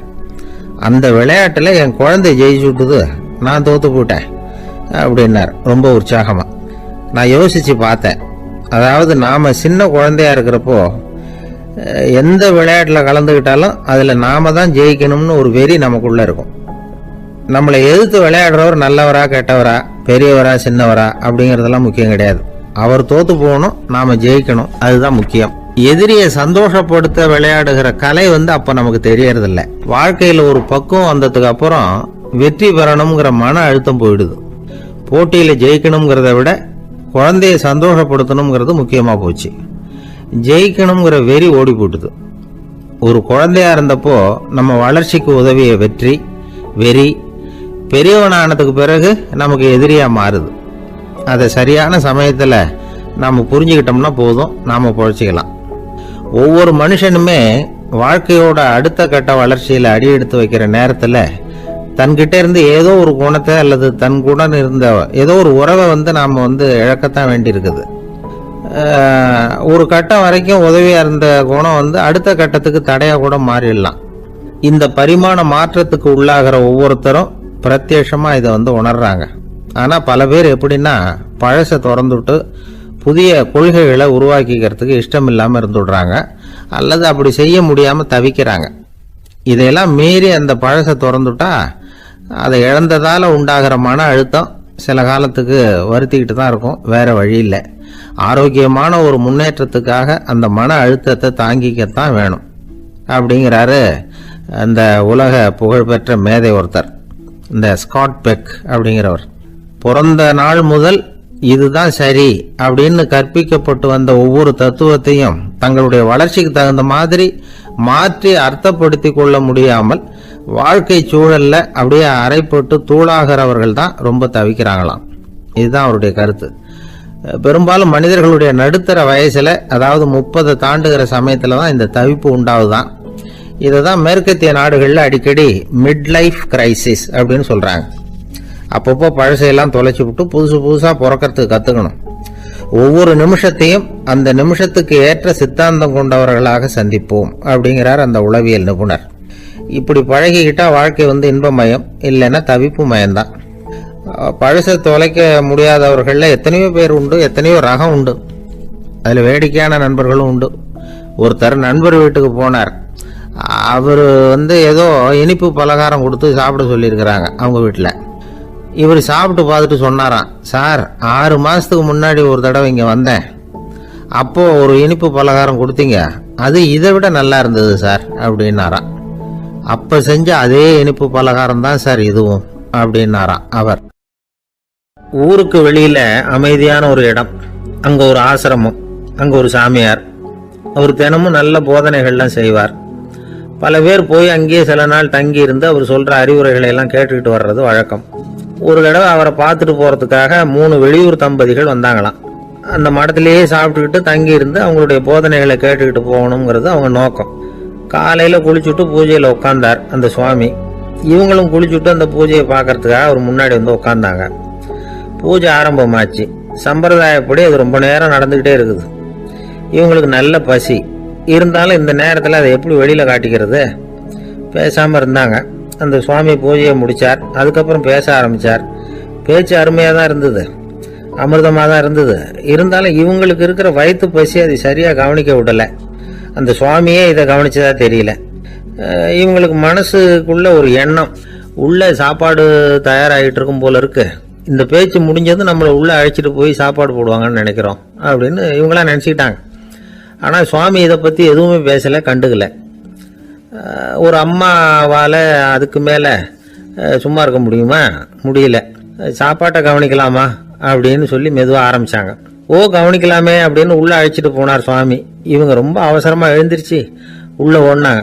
அங்கே ஒரு மேஜை மேலே ஒரு கிண்ணம் மூடி இருந்தது. ஓ இதுதான் சாப்பாட்டு மேஜை போல இருக்கு, இங்கே சாப்பாடு வந்துடும் அப்படின்னு நினச்சாங்க. உடனே போய் சுற்றி உட்காந்துக்கிட்டாங்க. சுவாமி அந்த கிண்ணத்தை எடுத்து அந்த அம்மா கிட்ட கொடுத்தார். அவங்க அதை வாங்கி மூடியை திறந்து பார்க்குறாங்க. உள்ள ஒரு சாவி இருக்குது. ஓ சரிதான், இது சமையலறை சாவி போல இருக்கு, அங்கே போய் அதை திறந்து சாப்பாட்டை நாமே எடுத்துக்கிட்டு இங்கே வச்சுக்கிட்டு சாப்பிடணும் போல இருக்கு அப்படின்னு நினைச்சாங்க. சாவி இருக்கு இல்லையா, வாங்க பூட்டு நிறைய காட்டுறேன் அப்படின்னு சுவாமி அவங்கள அழைச்சிட்டு போனார், காட்டினார். இவங்க அந்த அறையை ரொம்ப அவளோட திறந்தாங்க. உள்ள பார்த்தா அங்க அரிசி, பருப்பு, விதவிதமான காய்கறி எல்லாம் இருக்கு. சமையலுக்கு வேண்டிய மிளகாய், எண்ணெய், பால், தயிர், நெய் இப்படி எல்லாமே இருக்கு. அடுப்பு, விறகு, நெருப்பு போட்டி அது கூட அங்க இருக்கு. சாப்பாடு தயாரா இருக்கும்னு நினைச்சுக்கிட்டு போனா இப்படி இருக்குதே அப்படின்னு சொல்லி அதை பார்த்ததும் ரொம்ப சோர்ந்து போட்டாங்க அவங்க. சுவாமி என்ன இது சாப்பாடு இல்லையா அப்படின்னாங்க. அதுதான் சாப்பாட்டுக்கு வேண்டிய எல்லாம் இங்க இருக்குதே, அடுப்பு மூட்டி நீங்க தான் அவங்கவுங்க ருசிக்கு தகுந்த மாதிரி சமைச்சுக்கணும். இந்த சன்னியாசிக்கு எப்படி சமைக்க தெரியும் அப்படின்னு கேட்டார் சுவாமி. சாப்பாடு தயாரா இருக்கும்னு நாங்க எதிர்பார்த்தோம் அப்படின்னாங்க. நீங்க இப்படி சொல்லுவீங்கன்னு நானும் எதிர்பார்த்தேன். இது வரைக்கும் நான் எவ்வளவோ தத்துவம்லாம் எடுத்து சொன்னேன். எல்லாத்தையும் விட இதுதான் அனுபவபூர்வமான தத்துவம். ஆண்டவன் நமக்கு நல்ல மனசை கொடுத்துருக்கிறான், நல்ல வாய்ப்புகளையும் தந்திருக்கிறான், அதையெல்லாம் பயன்படுத்திக்க கூடிய மூளையையும் சிந்தனையையும் கொடுத்துருக்கிறான். அதனால அடுப்பை தான் நீங்க மூட்டணும், அடுப்பு நீங்க தான் மூட்டணும். உங்களுக்கு உகந்ததை நீங்கள் தான் சமைச்சு ருசித்து அனுபவிக்கணும். ஆண்டவனே அதை செஞ்சிகிட்டு இருக்க மாட்டான் அப்படின்னாராம் அந்த சுவாமி. நம்முடைய வாழ்க்கையில் பல நல்ல பலன்களை பெறறதுக்கு நாம் தான் முயற்சி பண்ணணும். அதுக்குரிய சூழ்நிலையை தான் ஆண்டவன் கொடுப்பானே தவிர அதை விளக்கறதுக்காக தான் அந்த சுவாமி அப்படி செஞ்சு காட்டியிருக்கிறார். இது ஒரு பெரியவர் இப்படி ஒரு விளக்கம் கொடுத்தார். அதுக்கப்புறம் அந்த 3 தம்பதிகளும் தெளிவடைஞ்சுட்டாங்களாம். நாம் தெளிவடைகிறது எப்போங்கிறது தான் தெரியல அப்படின்னு பல பேர் இதை கேட்டுட்டு சொல்லிட்டு இருக்கிறாங்க. இந்த கதையை நம்முடைய நண்பர் ஒருத்தர்கிட்ட சொன்னேன். அந்த நண்பர் ரொம்ப சந்தோஷப்பட்டார். நீங்கள் சொல்கிறது கரெக்டு சார், ஆனால் நான் அதை விட ஒரு படி மேலே சார். எனக்கெல்லாம் அரிசி பருப்பு இருக்கிற ரூம் எதுன்னு கையை காட்டிட்டா போதும், உடனே கிண்ணத்துலேருந்து சாவியை எடுத்து கொடுக்கணுங்கிற அவசியம்லாம் இல்லை எனக்கு. அப்புறம் எப்படி ரூமை திறந்துருவீங்க அப்படின்னு கேட்டேன். பூட்டை உடைச்சி திறந்துருவேன், அதுதான் எனக்கு பழக்கம் அப்படிங்கிறார். ஒரு வயசான அம்மா தெரு வழியாக போயிட்டு இருந்தாங்க. அவங்க கையில் எண்ணத்தையோ வச்சுக்கிட்டு அதை அடிக்கடி பார்த்துக்கிட்டே இருந்தாங்க. ஒருத்தன் மெதுவாக அவங்கக்கிட்ட போய் கையில் இருக்கிறது என்ன அப்படின்னு எட்டி பார்த்தா அவங்க கையில் 4 பல்லு இருந்துதான். இவன் ஆச்சரியமாக அந்த அம்மாவை பார்த்தான். ஏம்மா உனக்கு என்ன பைத்தியமா, ஏது இந்த பல்லு, இதை என்னத்துக்காக கையில் வச்சுக்கிட்டு அலைஞ்சிக்கிட்டு இருக்கிற அப்படின்னு கேட்டிருக்கான். அதுக்கு அந்த அம்மா விவரம் சொல்ல ஆரம்பித்தாங்களாம். இதை பாருப்பா, எனக்கு ஒரு மகன் இருந்தான், அவனை ரொம்ப செல்லமாக வளர்த்தேன். அவனை தரையிலேயே நடக்க விடுறதில்ல, எப்பவும் தூக்கி வச்சுக்கிட்டு இருப்பேன். அவன் நல்லா பெரியவனாகி பள்ளிக்கூடம் போகிறப்ப கூட அவன் புஸ்தக மூட்டையை நான் தான் சுமந்துக்கிட்டு போவேன். பார்க்குறவங்க கூட கேலி பண்ணுவாங்க, ஏம்மா படிக்க போகிறது நீயா உன் பிள்ளையான்னு கேட்பாங்க. அவன் இன்னைக்கு எவ்வளோ பெரிய மனுஷன் ஆகிட்டான், வெளிநாட்டில் பெரிய உத்தியோகத்தில் இருக்கான். சமீபத்தில் இங்கே வந்துட்டு போனான். ஒரு நாள் ஏதோ கோபத்தில் என்ன அரைஞ்சுட்டான். அப்போ இந்த 4 பல்லும் கீழே விழுந்துட்டுது. இன்னமும் கூட விழுந்திருக்கும், ஆனால் பல்லு தான் இல்லை. என் புள்ள அரைஞ்சதுனால விழுந்த பல்லு இல்லையா அது, அதனால் இதை எப்பவும் என் கையிலேயே வச்சுக்கிட்டு ஆசையோடு பார்த்துக்கிட்டு இருக்கிறேன். அவன் தான் வெளிநாட்டுக்கு போட்டான், அவனை பார்க்க முடியாத ஏக்கத்தை நான் இந்த பல்லை பார்த்து போக்கிக்கிறேன் அப்படின்னு நாங்களாம் அந்த அம்மா. இந்த கதை எதுக்காகன்னா, தாய் அன்பு அப்படிங்கிறது எப்படிப்பட்டதுங்கிறத புரிஞ்சுக்கிறதுக்காக. கல்யாணம் ஆனதுக்கு அப்புறம் தாயை மறந்து விடுறவங்க எத்தனை பேர் இந்த உலகத்தில், அவங்க காதில் விழணுங்கிறதுக்காக தான் இந்த தகவல். ஆனால் ஒரு விஷயம் மட்டும் நல்லா புரிஞ்சுக்கணும், தாயை மதிக்க தெரிஞ்சவங்க தான் இன்றைக்கி வாழ்க்கையில் எல்லா விதத்துலேயும் முன்னுக்கு வந்திருக்கிறாங்க. வேணும்னா விசாரித்து பார்த்துக்குங்க. இன்னொரு அம்மா இருந்தாங்க. அவங்க தினமும் ஒரு கோயிலுக்கு வருவாங்க. சாமியை பார்த்து, கடவுளே நான் இறந்து போனால் நரகத்துக்கு போகணும் அப்படின்னு வேண்டிக்குவாங்களாம். எல்லாரும் சொர்க்கத்துக்கு போகணும்னு தானே கடவுள்கிட்ட வேண்டிக்குவாங்க. இந்த அம்மா தினம் நான் நரகத்துக்கு போகணும் அப்படின்னு வேண்டிக்கிறாங்க. அங்கேருந்து அர்ச்சகருக்கு சந்தேகம். ஒரு நாள் அதை நேரடியாகவே அவங்கக்கிட்ட கேட்டுவிட்டார். அதுக்கு அந்த அம்மா பதில் சொன்னாங்களாம், ஐயா எனக்கு கல்யாணம் ஆகி ரொம்ப நாள் வரைக்கும் குழந்தை பாக்கியம் இல்லாமல் இருந்தது. கோயில் குளம் எல்லாம் சுற்றி வந்தேன். ரொம்ப நாள் கழித்து ஒரு குழந்தை பிறந்தது, ஆண் குழந்தை. அவனை நான் ரொம்ப செல்லம் கொடுத்து வளர்த்தேன். அதோட விளைவு என்ன ஆச்சுன்னா, அவன் ரொம்ப மோசமாக ஆயிட்டான். கெட்ட பழக்க வழக்கம்லாம் கற்றுக்கிட்டான். அவன் இறந்து போனால் நிச்சயம் அவனுக்கு நரகம்தான் கிடைக்கும். அந்த அளவுக்கு கெட்டவன் அவன். அப்படிப்பட்ட காரியங்கள்லாம் பண்ணிகிட்டு இருக்கான், எனக்கு தெரியும். இவனுக்காக நரகத்தில் கூட யாரும் தயவு காட்ட மாட்டாங்க, தாட்சண்யம் காட்ட மாட்டாங்க. அதனால் இவனுக்கு முந்தி நான் இறந்து நரகத்துக்கு போயிட்டா அங்கே இவனை கவனிச்சிக்கலாமே, இவனுக்கு பணிவிடை செய்யலாமேன்னு பார்க்குறேன் அப்படின்னு நாங்களாம். அதனால தான் நான் நரகத்துக்கு போகணும்னு தினம் ஆண்டவனை வேண்டிகிட்டு இருக்கிறேன் அப்படின்னு கண்கலங்கி அந்த அம்மா சொன்னாங்களாம். அதுதான் தாய் உள்ளம்ங்கிறது. தாயின் பெருமையை சரியாக உணர்ந்துட்டா அவங்களுக்கு எப்பவும் எந்த கஷ்டமும் வராது. இது ஏதோ உபதேசத்துக்காக சொல்கிற வார்த்தை இல்லை, உண்மையான வார்த்தை. இந்த விவரத்தையெல்லாம் நண்பர் ஒருத்தர்கிட்ட சொல்லிகிட்டு இருந்தேன். அவர் கொஞ்ச நாள் கழித்து என்னை தேடி வந்தார். அவர் கையிலேயே 4 பல்லு வச்சுருந்தார். என்னங்க ஆச்சு, ஏதுங்க அந்த பல்லு அப்படின்னு விசாரித்தோம். உங்கள் உபதேசத்தை கேட்டுட்டு இந்த உலகத்தில் எல்லாரையும் தாயாக நினைக்க ஆரம்பிச்சிட்டேன். ஒரு அம்மாவை கடத்தரில் பார்த்து தாயேன்னு கூப்பிட்டேன். அவங்க உடனே பலார்னு என்னை அரைஞ்சிட்டாங்க, பல்லு விழுந்துட்டுது. அதை தான் பொறுக்கி எடுத்துக்கிட்டு நேராக உங்களை தேடி வந்துக்கிட்டு இருக்கிறேன்னார். தாயேன்னு தானே கூப்பிட்டீங்க, அதுக்கே அரைஞ்சாங்க அப்படின்னு கேட்டோம். நான் தாயேன்னு கூப்பிட்டது அவங்க காதில் நாயேன்னு விழுந்துட்டு தான், அதுதான் இப்படி ஆயிட்டுது அப்படின்னார். ஐயா என்னுடைய நூல் வெளியீட்டு விழாவுக்கு அவசியம் நீங்கள் வரணும் அப்படின்னு கூப்பிட்டார் ஒருத்தர். எப்போ வரணும்னு கேட்டேன். அடுத்த வாரம்னார்.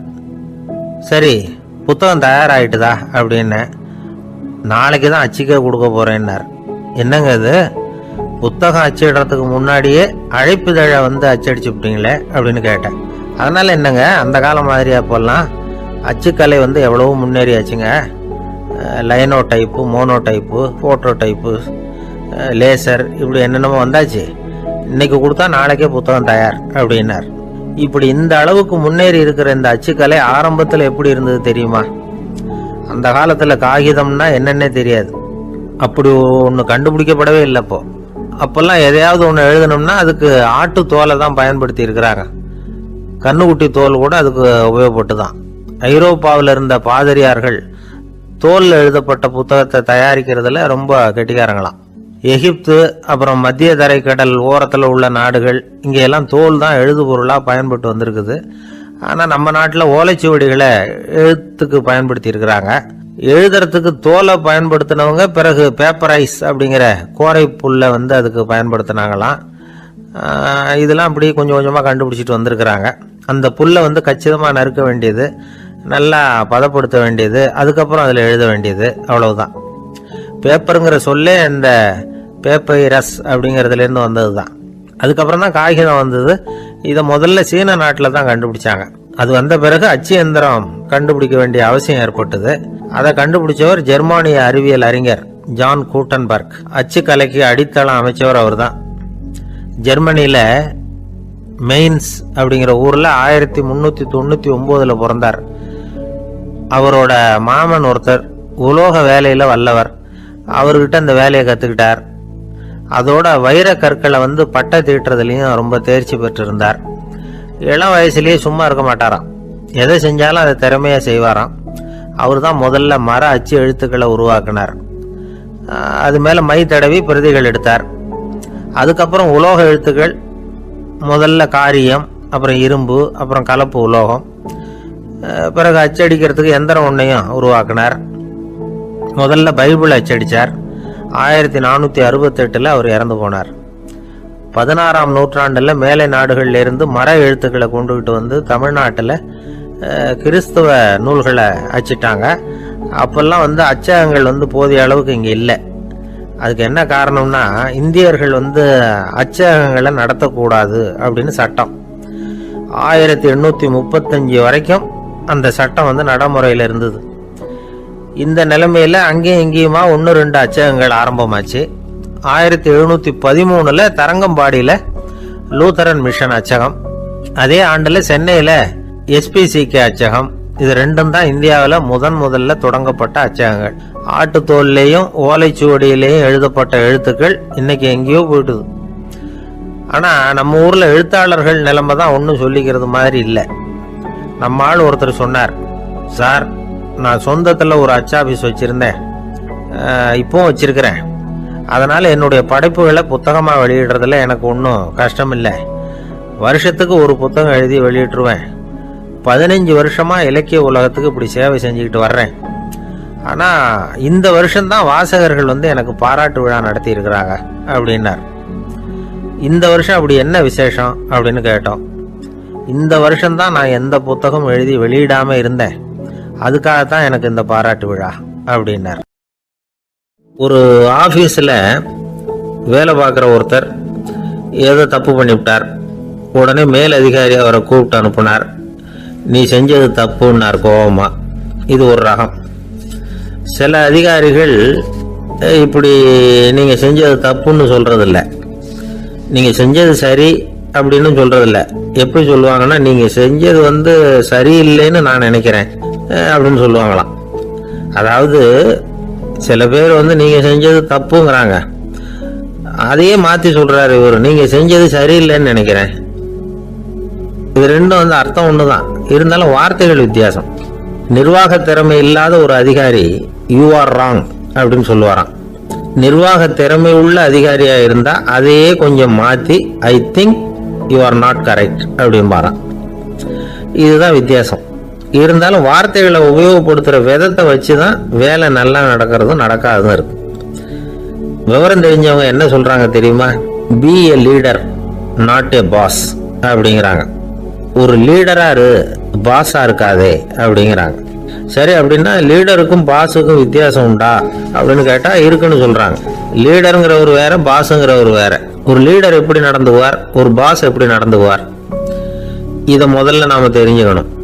அவங்க எப்படி நடந்துக்குவாங்க அப்படிங்கிறதுக்கு சில விவரங்கள் இருக்கு. அதை கேட்டோம்னா நாம புரிஞ்சுக்கலாம். அதை அதாவது பாஸுங்கிறவர் விரட்டிக்கிட்டே இருப்பார், லீடருங்கிறவர் ஊக்கப்படுத்திக்கிட்டே இருப்பார். நாளைக்கு சாயந்தரத்துக்குள்ள அந்த வேலையை செஞ்சு முடிக்கலன்னா தொலைச்சு விடுவோம் தொலைச்சி அப்படிம்பார் அவர். இவர் எப்படி சொல்லுவார்னா, இது வரைக்கும் நீங்க செஞ்சிருக்கிற வேலை ரொம்ப அற்புதம் அப்படிம்பார். பாஸுங்கிறவர் அதிகாரத்தை நம்பி செயல்படுறவர், லீடருங்கிறவர் நல்லெண்ணத்தை நம்பி செயல்படுறவர். நம்ம கிட்ட அதிகாரம் இருக்கு, பவர் இருக்கு, அதனால காரியத்தை சாதிச்சுடலாம் அப்படின்னு நினைக்கிறவர் அவரு. மற்றவங்க கிட்ட ஒரு நல்ல அபிப்பிராயத்தை சம்பாதிச்சுக்கிட்டு அது மூலமா காரியங்களை சாதிக்கிறவர் இவர். பாஸுங்கிறவர் பயத்தை உண்டு பண்ணுவார், லீடருங்கிறவர் அன்பை பரவ செய்வார். அது செய்யலைன்னா ஆடிட்டில் தகராறாயிடும், இது செய்யலைன்னா இன்க்ரிமெண்ட் கட் ஆகிடும், இப்படி ஏதாவது சொல்லி பயமுறுத்திக்கிட்டே இருப்பார் அவர். இவர் அப்படி இல்லை.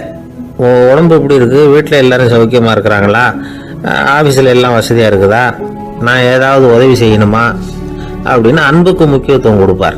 பாஸுங்கிறவர் எதுக்கு எடுத்தாலும் நான் சொல்லிட்டு இருப்பார், லீடருங்கிறவர் நாமன்னு சொல்லிட்டு இருப்பார். பாஸுங்கிறவர் தப்புக்கு காரணம் யாருன்னு பார்ப்பார், லீடருங்கிறவர் தப்பு என்னன்னு பார்ப்பார். இதுதான் ரெண்டு பேருக்கு வித்தியாசம். The boss shows who is wrong, the leader shows what is wrong அப்படின்னு சொல்லுவாங்க. இந்த காரியம் எப்படி செய்யப்பட்டிருக்கு அப்படின்னு தெரிஞ்சுக்கிறவர் பாஸ். இந்த காரியத்தை எப்படி செய்யணும்னு செஞ்சு காட்டுறவர் லீடர். பாஸுங்கிறவர் பணியாளர்களை திட்டுவார், லீடர் மரியாதைக்குரியவராக நடத்துவார், அதுக்குரியவராக அவர் நடந்துக்குவார். செய்கிற வேலையை ஒரு சுமையா நினைக்க வைக்கிறவர் பாஸ், செய்கிற வேலையை ஒரு சந்தோஷமா ஆக்குறவர் லீடர். ஒரு முதலாளியா இருக்கிறவர் அல்லது ஒரு நிர்வாகியா இருக்கிறவர் இது மாதிரியான நுணுக்கங்களை எல்லாம் தெரிஞ்சு வச்சுக்கிறது நல்லது. ஒரு பாஸ் இருக்கார், அவர் ஒரு நாள் ரொம்ப பெருமையா தன்னோட ஆபீஸை பத்தி பேசிக்கிட்டு இருந்தார்.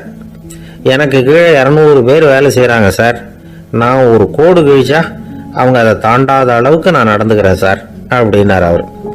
அது எப்படி முடியுது உங்களால அப்படின்னு கேட்டோம். நான் கோடே கிழிக்கிறது இல்லை சார் அப்படின்னார்.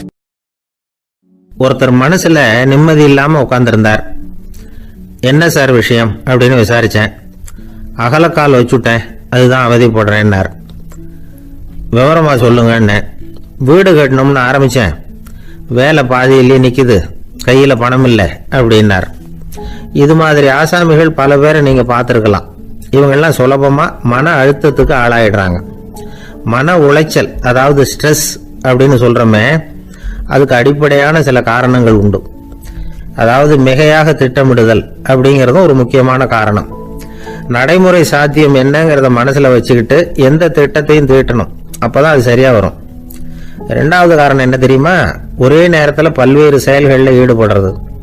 தொலைபேசியில் பேசிக்கிட்டே கையில் இருக்கிற கடிதத்தை படிச்சுக்கிட்டே எதிரில் உட்காந்துக்கிட்டு இருக்கிறவருக்கும் அப்பப்போ பதில் சொல்லிக்கிட்டு மனசில் பல்வேறு சிந்தனைகளை அப்படியே ஓட விட்டுக்கிட்டு இருக்கிறது, இதுவும் மன அழுத்தத்தை உண்டாக்குது. மூணாவது காரணம், எதிலேயும் வெற்றி மட்டும் எதிர்பார்க்கிற ஒருதலை பட்சமான ஆர்வம். நாம தொட்டதெல்லாம் வெற்றியாவே முடியணும் அப்படின்னு எதிர்பார்க்கிறவங்க ஏதாவது ஒண்ணுல தோல்வியை கண்டா தோண்டு போயிடுறாங்க. எப்படியும் முடியலாம்ங்கிற எண்ணம் ஏற்கனவே நமக்குள்ள இருந்துட்டுதுன்னா அந்த அவஸ்தை வராது. அதனால அதுவும் நம்ம வளர்த்து கொள்ள வேண்டிய ஒரு குணம். மன உளைச்சல் ஏற்படுறதுக்கு இன்னொரு காரணம், எதையும் வேகமா செஞ்சுடணும் அப்படிங்கிற துடிப்பு. அந்த துடிப்பே மனசை அழுத்த ஆரம்பிச்சிடும். எந்த ஒரு காரியத்திலையும் தாமதமோ இடையூறோ ஏற்பட்டா அதை பொறுத்துக்கிற மனப்போக்கம் வேணும். அது இல்லாதவங்க அழுத்தத்துக்கு ஆளாயிடுறாங்க. சில பேர் வேலைன்னு எந்த நேரம் பார்த்தாலும் வேலையே கதின்னு கிடப்பாங்க. பொழுதுபோக்குக்கோ உடற்பயிற்சிக்கோ குடும்பத்தில் உள்ளவங்க அல்லது நண்பர்கள் கூட கலந்துரையாடவோ கொஞ்சம் கூட நேரம் ஒதுக்க மாட்டாங்க. இந்த சுபாவம் மன அழுத்தத்தை உண்டு பண்ணும். இதையெல்லாம் புரிஞ்சுக்கிட்டு அதிலிருந்து விடுபடுறது எப்படின்னு யோசிக்கணும். வல்லுநர்கள் இது தொடர்பாக சில யோசனைகளை சொல்லி வச்சிருக்கிறாங்க. அது என்னன்னா, வாழ்க்கைங்கிறது பிரச்சனைகளால பின்னப்பட்ட ஒன்று, அது எப்பவுமே முடிவடையாத ஒரு தொடர்கதை அப்படிங்கிறத முதல்ல நாம புரிஞ்சுக்கணும். ஒரே நேரத்துல ஒரு காரியத்துல மட்டுமே நாம கவனம் செலுத்தணும். அடுத்தவங்க காரியத்துல தலையிடக்கூடாது. எதையும் பேச ஆரம்பிக்கிறதுக்கு முன்னாடி நம்மை நாமே கேட்டுக்க வேண்டிய கேள்வி 2. 1, நான் சொல்ல போறது ரொம்ப முக்கியமானதா? 2வது, நான் சொல்றத அவங்க கேட்கறதுக்கு ஆசைப்படுறாங்களா, நான் பேசுறதுக்கு அது சரியான நேரம் தானா, இதை யோசிச்சு பார்த்ததுக்கு அப்புறம் எதையும் பேச ஆரம்பிக்கணும். முடிஞ்ச அளவுக்கு வளைந்து போகிற சுபாவத்தை வளர்த்துக்கணும். நம்ம நேரம் விலை மதிப்பு இல்லாதது, அதை வீணாக்கக்கூடாது. சிரிக்க தெரியலனாலும் பரவாயில்ல, முகத்தில் கொஞ்சம் புன்முறுவலாவது காட்டணும். இதெல்லாம் ரொம்ப முக்கியம். அடுத்தவங்க ஏதாவது செஞ்சால் உடனே நன்றி சொல்ல மறக்கப்படாது. தினமும் கொஞ்சம் நேரத்தை தனிமையில் செலவு பண்ணணும். மன உளைச்சலிருந்து விடுபடுறதுக்கு 3 முக்கிய வழிகள் சொல்கிறாங்க. அதை சுருக்கமாக ரெட் அப்படின்னு சொல்கிறாங்க. RED ஆங்கில எழுத்தில். அந்த முதல் எழுத்து ஆர், அது என்னன்னா ரிலாக்ஸேஷன், அதாவது இடை ஓய்வு. ரெண்டாவது இ எக்ஸர்சைஸ், உடற்பயிற்சி. மூணாவது டயட், திட்டமிட்ட உணவு முறை. அதனால் தியானம், மூச்சு பயிற்சி இதெல்லாம் இந்த இடை ஓய்வுக்கு வழிகள். எந்த வேலையையும் தொடர்ந்து செய்யக்கூடாது. எல்லார்கிட்டையும் கலகலப்பாக பழகணும். மாதத்துக்கு ஒரு நாளாவது குடும்பத்தோடு வெளியில் போயிட்டு வரணும். சுலபமான உடற்பயிற்சிகளை செய்யலாம். உடற்பயிற்சிங்கிறது நமக்காக நாம் செய்கிற ஒரு நீண்ட கால முதலீடு அப்படின்னு சொல்லுவாங்க. அதாவது லாங் டேர்ம் இன்வெஸ்ட்மெண்ட்டாக. அளவோடு சாப்பிட்ணும், மெதுவாக சாப்பிட்ணும். இதெல்லாம் கொஞ்சம் மனசில் வச்சுக்கிட்டு நடந்துக்கிட்டால் மகிழ்ச்சியாக வாழலாம். சில பேர் சாப்பாட்டு விஷயத்தில் ரொம்ப அக்கறை எடுத்துக்கிறது உண்டு. ஒரு குண்டு ஆசாமி சாப்பிட உக்காந்தார்.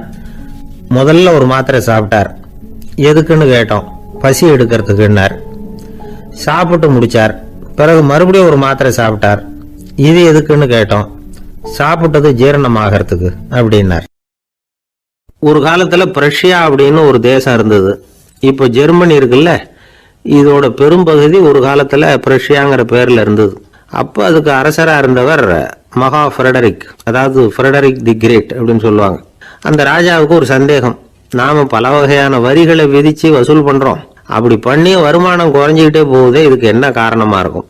இதுதான் அவருக்கு ஏற்பட்ட சந்தேகம்.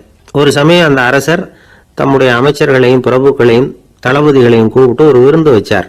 விருந்து முடிஞ்சதும் அவங்கள பார்த்து இந்த சந்தேகத்தை கேட்டார். வரிகள் அதிகமாக விதிச்சு வருமானம் குறையறதுக்கு என்ன காரணம் அப்படின்னு கேட்டார். பல பேருக்கு இது சரியா பதில் சொல்ல தெரியல. அனுபவசாலியான ஒரு தளபதி எழுந்திருச்சார். அரசே, அது எப்படிங்கிறத இப்போ உங்களுக்கு காட்டுறேன்னார். உடனே ஒரு பெரிய பனிக்கட்டி ஒன்று தன்னுடைய கையில் எடுத்தார். அதை அப்படியும் எப்படியும் திருப்பி பார்த்தார். அப்புறம் அடுத்தவர்கிட்ட கொடுத்தார். அவர் அதை அப்படியும் இப்படியும் திருப்பி பார்த்துட்டு அடுத்தபடியா இருந்தவர்கிட்ட கொடுத்தார். இப்படியே இதை ஒவ்வொருத்தரா பார்த்துட்டு ஒவ்வொரு கையா மாறி கடைசியில மன்னர் கைக்கு போய் சேர்ந்தது. மன்னர் கைக்கு அந்த பனிக்கட்டி போய் சேர்ந்தப்போ அது கொஞ்சம் கொஞ்சமா உருகி ஒரு பட்டாணி கடலை சைஸுக்கு ஆயிட்டுது.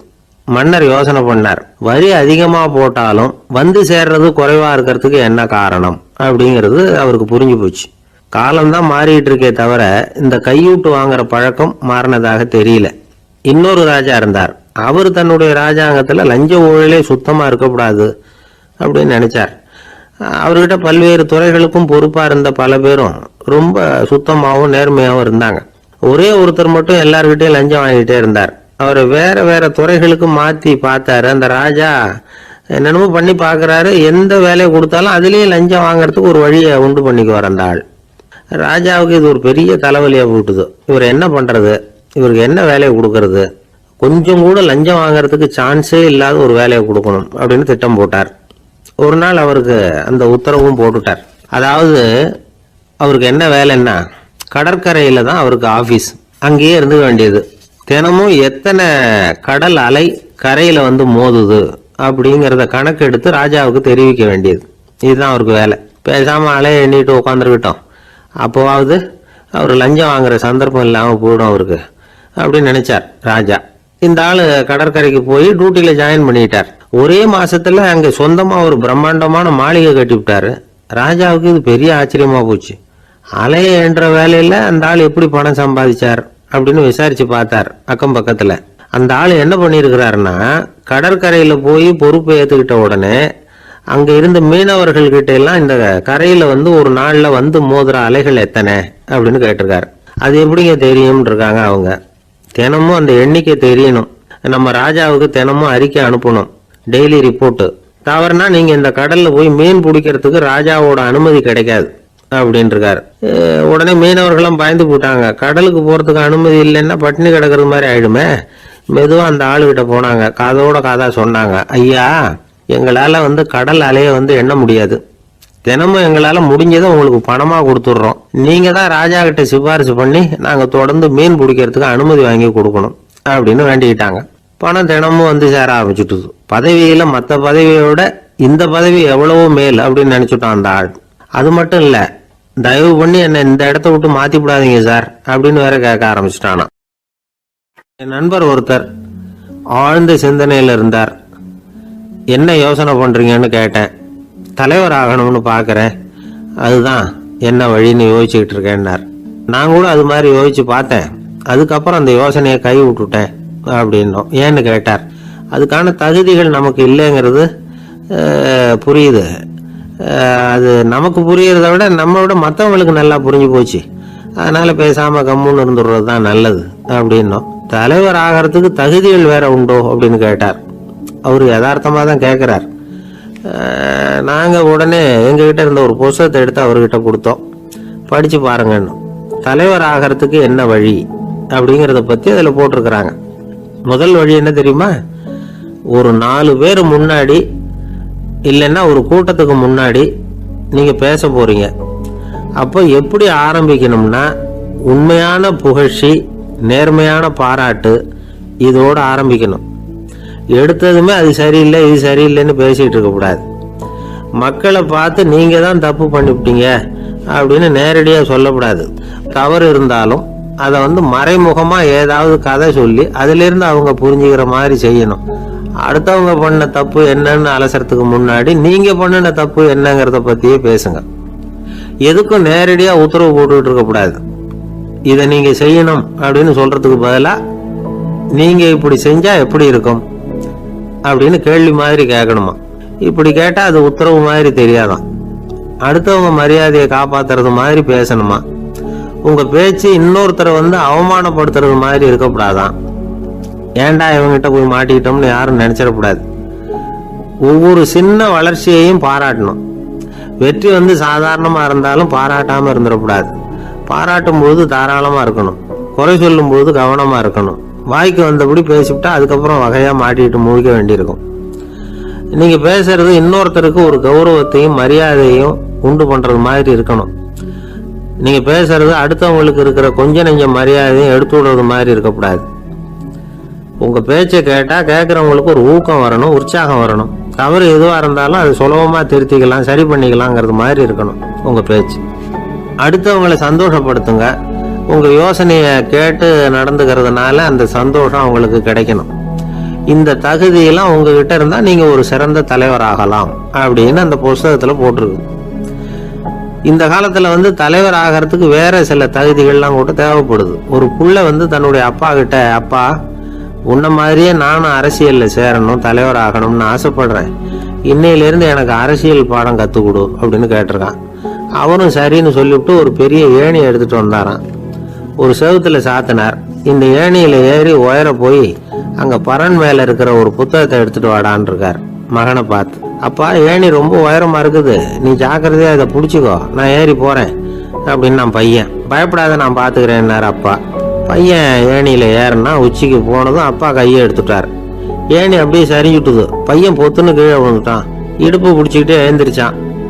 என்னப்பா இது, இப்படி என்னை ஏற விட்டுட்டு கையை விட்டுட்டியே, இப்படி கை விடலாமா அப்படின்னு கத்தியிருக்கான். அப்பா நிதானமா சொன்னாராம், அவசரப்படாதப்பா, அரசியல்ல இதுதான் முதல் பாடம், பெத்த அப்பனா இருந்தாலும் அவனை நம்பாதே அப்படின்னு உபதேசம் பண்ண ஆரம்பிச்சாராம்.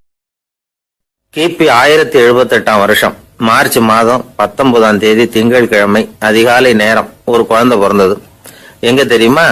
காஸ்பியன் கடலுக்கு தெற்கே பாரசீக மொழி வழங்கிய தபரிஸ்தான் மாநிலத்துல ஜீலான்கிற புனித நகர், அதோட புறநகர் பகுதியில உள்ள நீப்புங்கிற ஊர்ல தான் அந்த குழந்தை பிறந்தது. அந்த இடம் இப்போ ரஷ்யாவில் இருக்கு. அந்த குழந்தை யாருன்னு நினைக்கிறீங்க?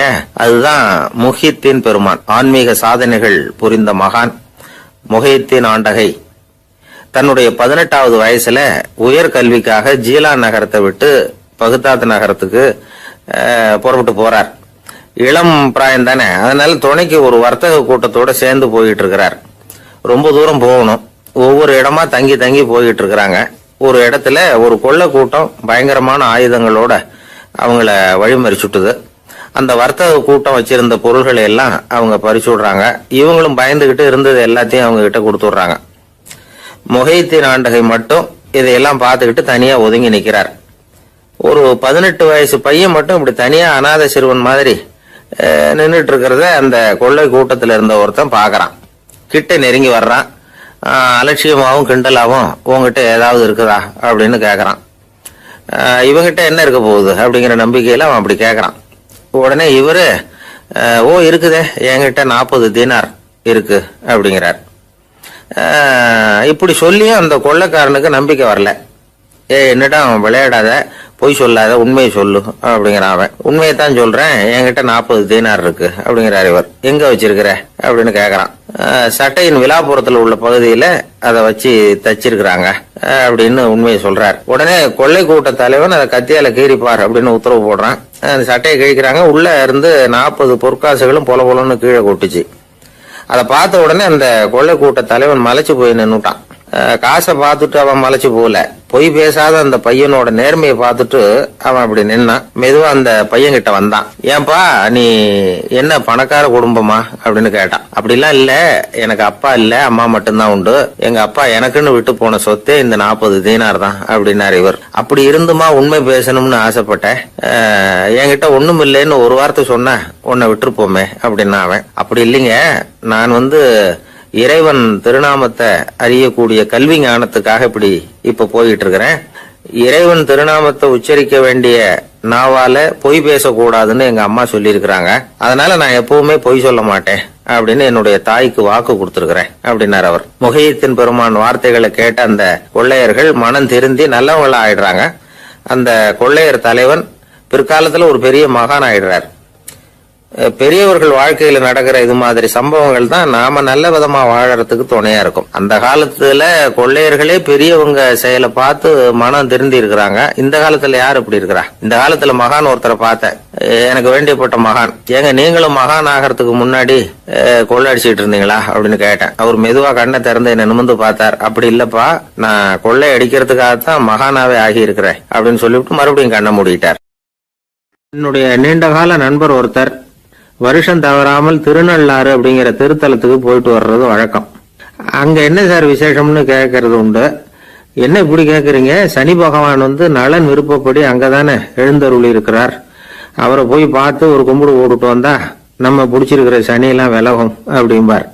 சத்தம் போட்டு சொல்லாதீங்க சார், வீட்டுல வேற யார் காதிலாவது இது விழுந்துற போது அப்படின்னு சொல்றது உண்டு வர்றவங்க. இப்போ நான் சொல்றதுல உள்ள நியாயத்தை புரிஞ்சுக்கிட்டு அவரும் கொஞ்சம் எச்சரிக்கை உணர்வோட நமக்கு நன்றி சொல்லுவாருன்னு வச்சுங்களேன். அதாவது பார்வை மூலமாவே. அந்த நண்பருக்கு ஆன்மீக விஷயங்கள்ல அதிக ஈடுபாடு உண்டு. அப்பப்போ சில புராண கதைகளை எல்லாம் சொல்றது உண்டு. ரொம்ப சுவாரஸ்யமா இருக்கும். எப்பவுமே புராண விஷயங்களை எல்லாம் அறிவியல்ங்கிற தராசில வச்சு எடை போட்டுட்டு இருக்க கூடாது. அப்படி பார்த்தா அதெல்லாம் நம்ப முடியாத வெறும் கற்பனைகளா தோணும், மூட நம்பிக்கைகளாவும் தெரியும். புராணங்களை புராணங்களாவே புரிஞ்சுக்கிறவங்களுக்கு அதெல்லாம் அர்த்தமுள்ள செய்திகளை உள்ளடக்கி இருக்கிறதாக தெரியும். அந்த வகையில தான் இந்த நண்பரும் நிறைய செய்திகளை சொல்றது உண்டு. சனியை போல கொடுக்கிறவனும் இல்லை, சனியை போல கெடுக்கிறவனும் இல்லை அப்படின்னு சோதிடர்கள் சொல்லுவாங்க. நாம ஏதாவது ஒரு வம்புல மாட்டிக்கிட்டா பிடிச்சது சனி அப்படிங்கிறோம். ராவணன் எப்பேற்பட்ட வீரன், அவனே சனி பார்வைப்பட்டது தானே சங்கடப்பட ஆரம்பிச்சான் அப்படின்னார் நண்பர். அது எப்படிங்கன்னு கேட்டேன். அவர் சொல்ல ஆரம்பிச்சார், இந்த ராவணன் இருக்கானே நவ கிரகங்களையும் புடிச்சு கொண்டுட்டு தன்னுடைய சிம்மாசனத்துல அப்படியே படிகளா போட்டு வச்சுட்டானா, ஒவ்வொரு படியா. பாவம் அந்த 9 தேவதைகளும் ஒவ்வொரு படியா குப்புற கிடக்குறாங்க. நவகிரகம் நம்மளை ஆட்டி படைக்குதுன்னு நாம சொல்லிட்டு இருக்கிறோம். ஆனா அந்த நவகிரகங்களை ராவணன் எப்படி வச்சிருந்தான் பாருங்க. எல்லாரையும் சிம்மாசனத்துக்கு பக்கத்துல படிப்படியா போட்டு வச்சிருக்கிறான். காலை அது மேல வச்சுதான் ஏறி போகணும். வேற வழி இல்லாம எல்லாரும் குப்புற விழுந்து கிடக்குறாங்க. ராவணன் ஒவ்வொரு தடவையும் இவங்க முதுகுல அடி வச்சு ஏறிதான் அந்த சிம்மாசனத்துக்கு போறது வழக்கம். இப்படி நடந்துகிட்டு இருக்கிறது நாரதர் கண்ணுல போட்டுட்டுதான். அவர் சும்மா இருப்பாரா? யோசனை பண்ணார், என்ன செய்யலாம் அப்படின்னு.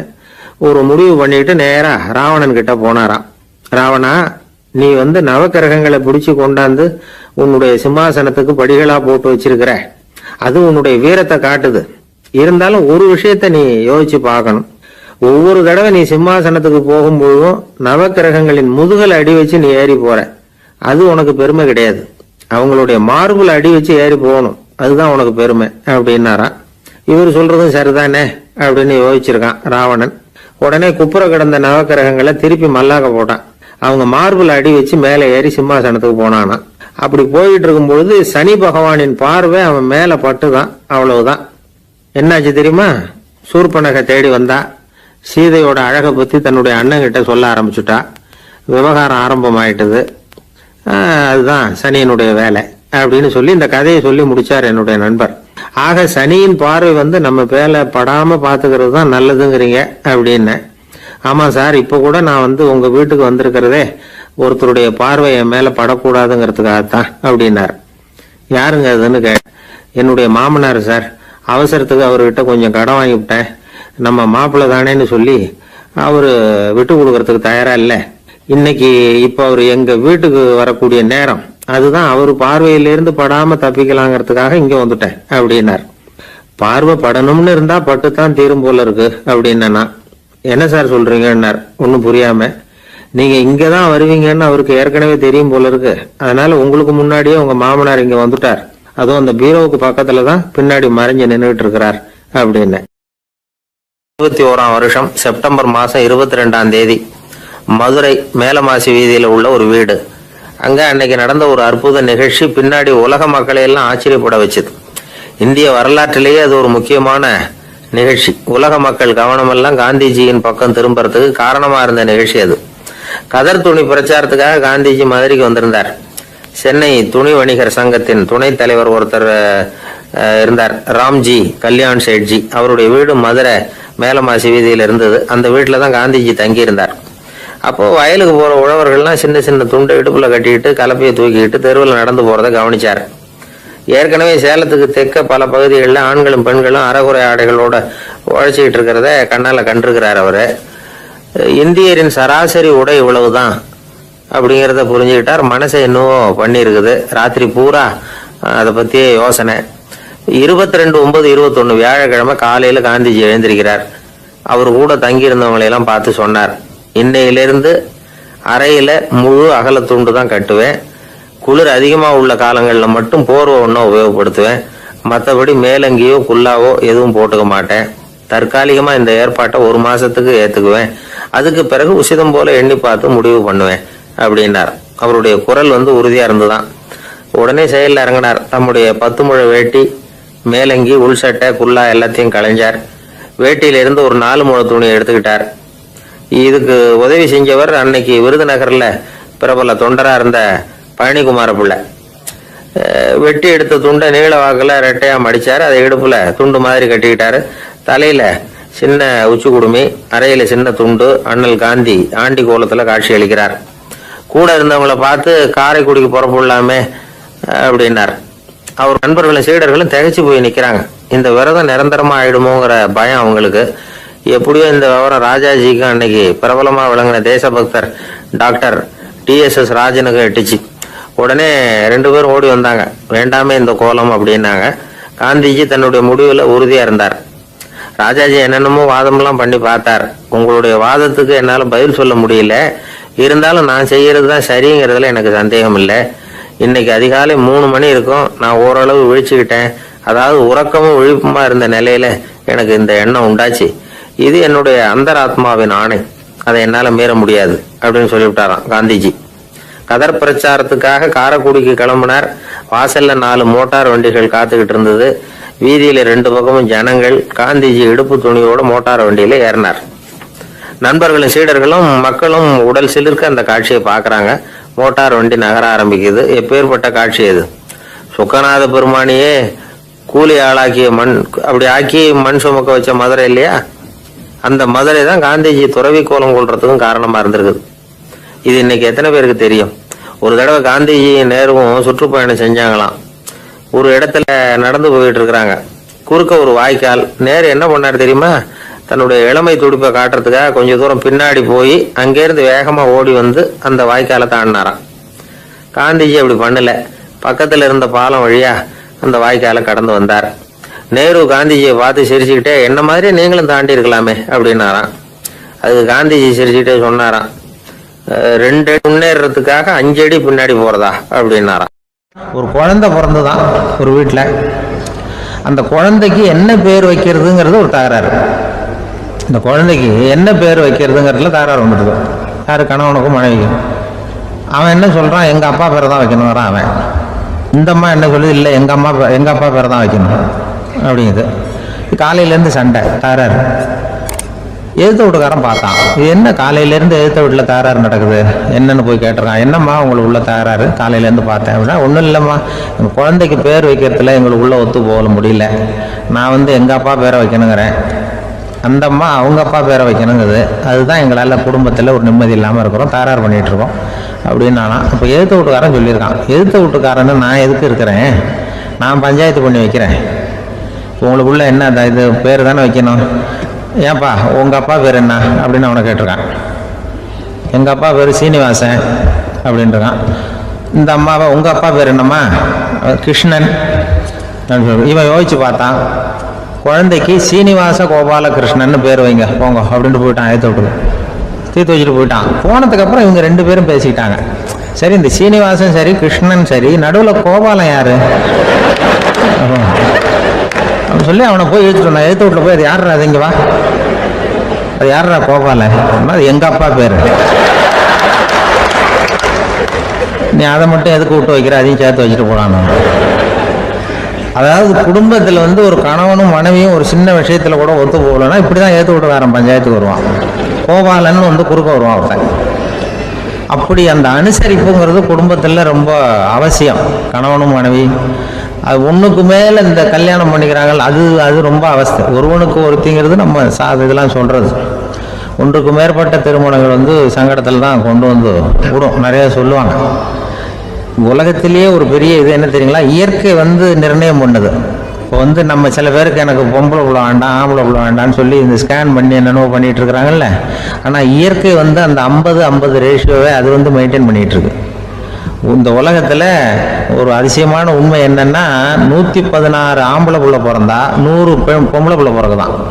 உலக அளவில் 116 ஆம்பளை புள்ள பிறந்தா 100 பொம்பளை புள்ள பிறகுது. இது எதுக்கு 16 அதிகமாக பிறகுதுன்னா, அந்த வாலிப வயசு அடையிறதுக்குள்ள 16 செத்து போகுது. 16 அங்கங்கே ஓடுறது, கொஞ்சம் முரட்டுத்தனமாக போகிறதுனால செத்து போகுது. அந்த 50-50 இந்த ஒருத்தருக்கு ஒருத்தங்கிற ரேஷியோவை இயற்கை மெயின்டைன் பண்ணிட்டு இருக்கு. அது ஒரு பெரிய அதிசயம். அதை விட பெரிய அதிசயம் என்னன்னா, இந்த உலக யுத்தம் நடந்தது இல்லை, முதல் உலக யுத்தம், 2வது யுத்தம், அப்போ பார்த்துருக்குறாங்க, கணக்கு எடுத்துருக்குறாங்க. அந்த யுத்தம் முடிஞ்ச பிறகு 116 ஆம்பளை பிள்ளைக்கு பதிலாக 160-170 பிறகு ஆரம்பிச்சுதான். 100 பெண் குழந்தைக்கு 170-180 ஆண் குழந்தை. இது எதுக்குன்னா, அந்த போரில் செத்து போகுதில்ல ஆம்பளை பிள்ளைகள், அதை ஈடுகட்டுறதுக்காக அதிகமாக பிறக்க ஆரம்பிச்சிருக்கு. அந்த அளவுக்கு இயற்கை ஒரு பெரிய ரேஷியோவை மெயின்டைன் பண்ணுது. அதாவது ஒருவனுக்கு ஒருத்திங்கிறத அது சொல்லிகிட்டு இருக்கு. புறாவெல்லாம் வளர்த்திங்கன்னா, நான் கூட புறா வளர்த்துருக்குறேன் ஊரில். புறா வளர்த்திங்கன்னா ஒரு தடவைக்கு 2 முட்டை தான் விடும் ஒரு வீட்டுக்கு. அந்த 2 முட்டையும் குஞ்சு பெருசுன்னா அதில் ஒன்று ஆணாக இருக்கும், ஒன்று பொண்ணாக இருக்கும். அது எந்த முட்டை ஆண் எந்த முட்டை பெண்ணுங்கிறத இயற்கை நிர்ணயம் பண்ணுது. அதை நம்ம மாற்றவே முடியாது. 2ஐயும் அந்த பெண்ணாவோ 2ஐயும் ஆணாவோ மாற்ற முடியாது நம்ம. அதனால் அந்த இயற்கையை புரிஞ்சுக்கிட்டு நாம் நடந்துக்கணும். அதனால தான் ஒரு கணவன் ஒரு மனைவி, அதான் ஒருத்தருக்கு ஒருத்தங்க. ஒன்றுக்கு மேலாம் சங்கடம் தான். ஒரு பஸ்ஸில் ரெண்டு பெண்கள் வந்துக்கிட்டு இருந்தாங்களாம். பஸ்ஸு பிரயாணம். 2 பெண்கள் பக்கத்தில் உட்காந்துருக்காங்க. அந்த கண்டக்டரை கூப்பிட்ருக்காங்க, இங்கே வாயா அப்படின்னு அந்த ஒரு அம்மா கூப்பிட்ருக்கு. என்னம்மா அப்படின்ட்டுருக்கார். இந்த ஜன்னலை திறந்து விட்டு போ அப்படின்னு. சரின்னு இருக்கு. பக்கத்தில் இருந்த ஜன்னலை திறந்து விட்டு அவர் போயிட்டார். பக்கத்தில் இருந்தம்மா உடனே இங்கே ஐயா மறுபடியும் ஐயான்னு கூப்பிட்ருக்கு. என்ன இந்த ஜன்னலை மூடி விட்டு போ அப்படின்றது. மூடி விட்டு போனார். மறுபடியும் அந்த முன்னாடி கூப்பிட்டது வாமா வாயான்னு மறுபடியும் கண்டக்டரை கூப்பிட்டு, என்ன இந்த பார், இந்த ஜன்னலை நீ மூடி வச்சின்னா நான் மூச்சு திணறி செத்து போடுவேன். அப்புறம் உடனே பக்கத்தில் இந்த அம்மா தபாரியா அந்த அம்மா பேச்சை கேட்டுட்டு நீ திறந்து வச்சின்னா நான் குளிர் தாங்காமல் செத்து போடுவேன் அப்படின்னு. அவர் தலையை பிச்சுக்கிறார் கண்டக்டர். என்னடா பெரிய ரொம்ப போச்சு, கொஞ்சம் தூரம் பிரயாணம், இதில் கூட அட்ஜஸ்ட் பண்ணி போகக்கூடாதா? அப்போ அந்த பஸ்ஸில் பின்னாடி ஒருத்தன் கடைசி சீட்டில் வெயில் தாங்காமல் சட்டையெல்லாம் கட்டி போட்டுட்டு ஒரு கிராமத்து ஆள் பீடி குடிச்சிட்டு வரான். அவர் கூப்பிட்ருக்கான் அந்த ஆள், அந்த கண்டக்டர் இங்கே வாயா, அங்கே என்ன தகராறு அப்படின்னு. அந்த எதிர்த்து வீட்டுக்காரன் வந்தானே முன்னாடி பஞ்சாயத்துக்கு, அது மாதிரி கண்டக்டர் இங்கே வாயா, அவன் ஏன் நீ என்ன சொல்ல போகிற அப்படின்ட்டு வந்திருக்கான். சட்டையெல்லாம் கேட்டு போட்டு பீடி குடிக்கிறோம், பீடி போகிற ஊதி விட்டு அங்கே என்ன தகராறு அப்படின்னு கேட்டிருக்கான். ஒன்றும் இல்லையா, அந்த அம்மா ஜன்னலை திறந்தா செத்து போவாங்குது, இந்த அம்மா ஜன்னலை மூடுனா செத்து போவேங்கிறது, நான் என்னையா பண்ணுறது ஒரு ஆள், இதுக்கு ஏன் கவலைப்படுறேன், நான் சொல்கிறத கேள்வி, நான் தீர்த்து வைக்கிறேன் பிரச்சனையை அப்படின்னு சொல்லிவிட்டு பீடியை எடுத்துக்கிட்டு புகையை ஊதிட்டு சொன்னானா, கொஞ்ச நேரம் அந்த ஜன்னலை மூடி வை, அந்த அம்மா செத்து போவோம், அப்புறம் திறந்து வை, இந்த அம்மா செத்து போவோம், நாம நிம்மதியாக போகலாம் அப்படின்னு சொல்லிட்டு பீடி குடிக்க ஆரம்பிச்சிட்டாங்க. அவருக்கு கோவம் வந்துட்டுது கண்டக்டருக்கு, நீ உனக்கு என்னங்க நீ பாட்டுக்கு சொல்லிட்டு விடுவ, அந்த 2 அம்மாவும் செத்து போச்சுன்னா அவங்க வீட்டுக்காரனுக்கெல்லாம் யார் பதில் சொல்றது அப்படின்னா, கவலையே படாத 2 பேருக்கும் நான் தான் வீட்டுக்காரன், அதனால தான் அந்த யோசனையை சொன்னேன் அவங்ககிட்ட. இதுதான் அந்த ஒண்ணுக்கு மேல போச்சுன்னா அது இயற்கைக்கு விரோதம், இப்படிலாம் ஆகும். அதனால தான் அவன் அவ்வளவு ஒண்ணுமே வேண்டான்ட்டு கடைசி பெஞ்சில் போய் சீட்டில் உட்காந்துக்கிட்டான். அப்படி அது இயற்கையை புரிஞ்சுக்கிட்டு வாழணுங்கிறது முக்கியம். குடும்பத்தில் கணவனுடைய பங்கு என்ன, மனைவனுடைய பங்கு, குழந்தை குட்டிகள்லாம் சொல்லுவாங்க, அப்படி இருக்கணும். கணவன்கிறவனுக்கு நிறைய சகிப்புத்தன்மை தேவைப்படுது. மனித நேயம்ங்கிறத பற்றி சொல்லுவாங்க. மனித நேயம் ஏன்னா ஒரு கணவன் கணவனாக இருக்கணும், மனைவி மனைவியாக இருக்கணும். ஒரு மனுஷன் இன்னைக்கு மனிதனாக இல்லை, மனித நேயம் குறைஞ்சி போச்சு, இது குடும்ப உறவுகள்லாம் ரொம்ப மாறி போச்சுன்னு சொல்லலாம். இப்போ நாகரிகத்தில் அப்படி தான் இருக்குது. ஒரு இதில் ஒருத்தன் என்ன பண்ணியிருக்கிறான், ஒரு சின்ன பையனை கொண்டு வந்தானா, ஒரு சின்ன பையன் பக்கத்தில் இருக்கான். ஒரு பெரியவர் கேட்டிருக்காரு, யாருப்பா அந்த பையன் அப்படின்னு கேட்டிருக்காரு. இவன் சொன்னான்னா, இந்த பையன் எனக்கு தூரத்து உறவு, எனக்கு தூரத்து உறவுன்னு இருக்கான். சரி, தூரத்து உறவுன்னா எப்படி அப்படின்னு கேட்டிருக்கான். இந்த பையன் எங்கள் அப்பாவுக்கு 8வது புள்ள அப்படின்னானா, கூட பிறந்தவனே அவ்வளோ தூரமாக போயிட்டான், 8வதாக பிறந்தான். அப்படி இருக்கு குடும்ப உறவுகள்ங்கிறது. மனுஷனுக்கு வேல்யூ விஞ்ஞானம் எப்படி போட்டிருக்குன்னா, ஒரு மனித உடம்புல இருக்கிற கால்சியத்தை மட்டும் தனியாக எடுத்தால் ஒரு சின்ன ரூமுக்கு வெள்ளை அடிக்கலாமா, ஒரு மனுஷ உடம்புல இருக்கிற பாஸ்பரஸை மட்டும் தனியாக எடுத்தால் ஒரு 40 நெருப்பு வச்சு தயார் பண்ணலாம். ஒரு மனுஷ உடம்புல இருக்கிற இந்த கொழுப்பு சத்தை மட்டும் தனியாக எடுத்தால் ஒரு 7-8 சோப்பு கட்டி தயார் பண்ணலாம். அது மாதிரி ஒரு மனுஷ உடம்புல இருக்கிற இரும்பு சத்தை மட்டும் தனியாக எடுத்தால் ஒரு 2 அங்குல அணி 2 செய்யலாம். இவ்வளவுக்கும் விலை போட்டால் 42 ரூபா 50 காசு. இதுதான் மனுஷனுக்கு விஞ்ஞானம் போட்டிருக்கிற விலை. அது எப்போ அது ஒசரும்னா, அவன் மனுஷனாக இருக்கிற வரைக்கும் இருக்கிறப்ப தான். அதுவும் செத்து போனால் அதுவும் கிடையாது, செத்து போனால் அதுவும் குறைஞ்சிரும். மிருகங்களுக்கெல்லாம் அப்படி இல்லை, செத்ததுக்கு அப்புறம் விலை கூடும். அங்கெல்லாம் எல்லா ஊர்லையும் பார்த்தீங்கன்னா உயிர் கோழி 50 ரூபா, உரிச்ச கோழி 60 ரூபான்னு போட்டுருவோம். செத்ததுக்கு அப்புறம் 10 ரூபா அதிகம். மனுஷனை நீ உயிர் மனுஷன் 42 ரூபா 50 காசு, செத்ததுக்கு அப்புறம் 52 ரூபான்னா நீயே வச்சுக்கிடாது, எனக்கு எதுக்குன்ட்டு போடும். அவன் எப்போ அவனுக்கு வேல்யூ கூடும்னா, மனிதனாக வாழும்பொழுது தான் வேல்யூ கூடும். குடும்பத்தில் அந்த அந்த பாசத்தோடு வாழணும்னு கடவுள்கிட்ட கேட்டு சொன்னாங்களே, அதுதான். இந்த சமூகங்கிறதும் ஒரு பெரிய குடும்பம்தான். அதனால தான் இந்த நாட்டுக்குள்ள பெருமையை எல்லாரும் ஒற்றுமையாக இருந்தால் எதையும் சாதிக்கலாம்ங்கிறது தான் இந்த நாட்டுக்குள்ள பெருமை, அப்படி நிரூபிச்சோம். அதனால சமூகங்கிறதும் ஒரு குடும்பம் மாதிரி இருக்கிறது தான் பெருசு. இப்போ சில இதெல்லாம் இப்போ ஜாதி மத வேறுபாடெல்லாம் நம்முடைய முன்னேற்றத்தை தடுக்கும். விலங்குகள் நம்மளோட மேலானது. அதான் ஒரு ஊரில் ஒரு சிவன் கோயில் இருந்துதான். சிவன் கோயிலில் அந்த புறாவெல்லாம் வளர்ந்துக்கிட்டு இருந்திருக்கு. அந்த மாடத்தில், சிவன் கோயில் மாடத்தில் புறாவெல்லாம் கூடியிருந்துருக்கு. உடனே அதுக்கு கும்பாபிஷேகம் பண்ணுறதுக்காக ஊரில் திட்டம் போட்டாங்க. சிவன் கோயிலுக்கு வெள்ளடிக்க ஆரம்பித்தாங்க. வர்ணம் பூச ஆரம்பித்ததும் அதுக்கு சாரம் கட்டுவாங்கல்ல, இந்த குச்சியெல்லாம் வச்சு சாரம் கட்டுவாங்க. உடனே இந்த புறாவெல்லாம் என்ன பண்ணிச்சா, இனிமேல் நம்ம இங்கே வெள்ளை அடிக்கிறாங்க, கும்பாபிஷேகம் வருது, நம்ம இங்கே குடியிருக்க முடியாது, எதிர்த்தாப்புல எங்கே போகலான்னு பார்த்துருக்கு. இந்த உயரம் கோபுரத்தில் இருந்த புறாவெல்லாம் எதிர்த்தாப்புல ஒரு மாதா கோயில் இருந்திருக்கு, சர்ச்சு. அங்கே சில மாடங்களில் புறாவெல்லாம் இருக்குது, சில மாடம் இருக்குது. உடனே நம்மளாம் அங்கே போடுவோம் கொஞ்சம் காலத்துக்குன்னு எல்லாம் புறப்பட்டு இந்த மாதா கோயிலுக்கு போட்டுது. அங்கே போனால் அங்கே இருக்கிற புறாவோடு சேர்ந்து இதுவும் குடியிருந்துட்டு இருக்கு. கொஞ்ச நாள் என்னாச்சு, அங்கே கிறிஸ்மஸ் வந்துட்டுது. கிறிஸ்மஸ் வந்ததும் சரி இங்கேயும் வெள்ளடிக்க ஆரம்பிக்கிறாங்க. நம்ம மறுபடியும் எங்கடா போகிறதுன்னு பார்த்தா அங்கே இருக்கிற புறாவோட சேர்ந்து இதுவும் சேர்ந்து நேராக ஒரு பள்ளிவாசல் இருந்தது. எதுக்கு அங்கே இருக்கிற மாடத்தில் போய் அங்கே குடியேறிட்டுது எல்லாம்.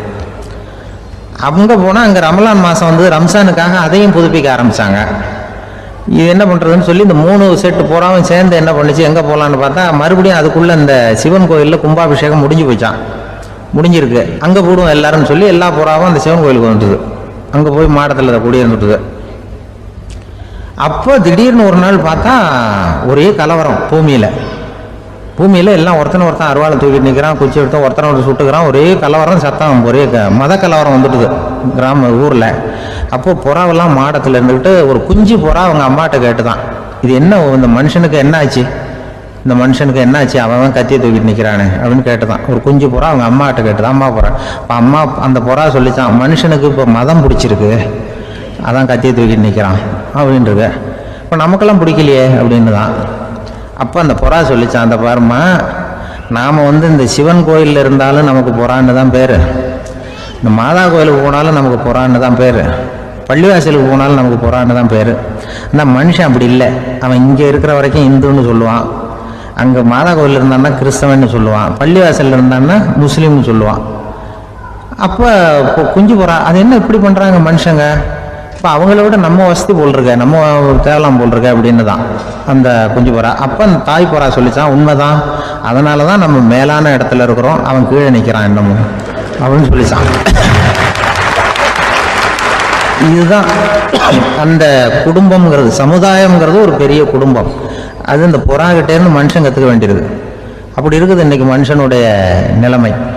அதை புரிஞ்சுக்கணும். அப்படி தான் ஒவ்வொரு இதுலேயும் நாம் நடந்து கொள்ள வேண்டியிருக்குது. மிருகங்கள்டேருந்து கற்றுக்கிற வாய்ப்பெல்லாம் இருக்குது. அப்படி சொல்லுவாங்க. இதில் ஒரு பெரிய நீதிபதி இருந்தார் சென்னையில், உண்மையாக நடந்தது. சென்னையில் ரொம்ப காலத்துக்கு முன்னாடி காந்தி இருந்த காலத்தில் சென்னையில் ஒரு நீதிபதி, அவர் ஒரு நாள் கோர்ட்லாம் விட்டு ரொம்ப கஷ்டப்பட்டு ராத்திரி சும்மா போய் உடனே வீட்டுக்கு வரல, கோர்ட்டினுடைய நடவடிக்கை முடிஞ்சு வீட்டுக்கு வராமல் போய் எங்கெங்கேயோ போய் சுற்றிவிட்டு அந்த நண்பர்களோடு அப்படி உல்லாசமாக அப்படி கொண்டாடி விட்டு ராத்திரிக்கு வந்திருக்கிறாரு வீட்டுக்கு 1 மணிக்கு. அப்போ அந்த வயசான அம்மா வாசல்லையே காத்துக்கிட்டு இருக்கு.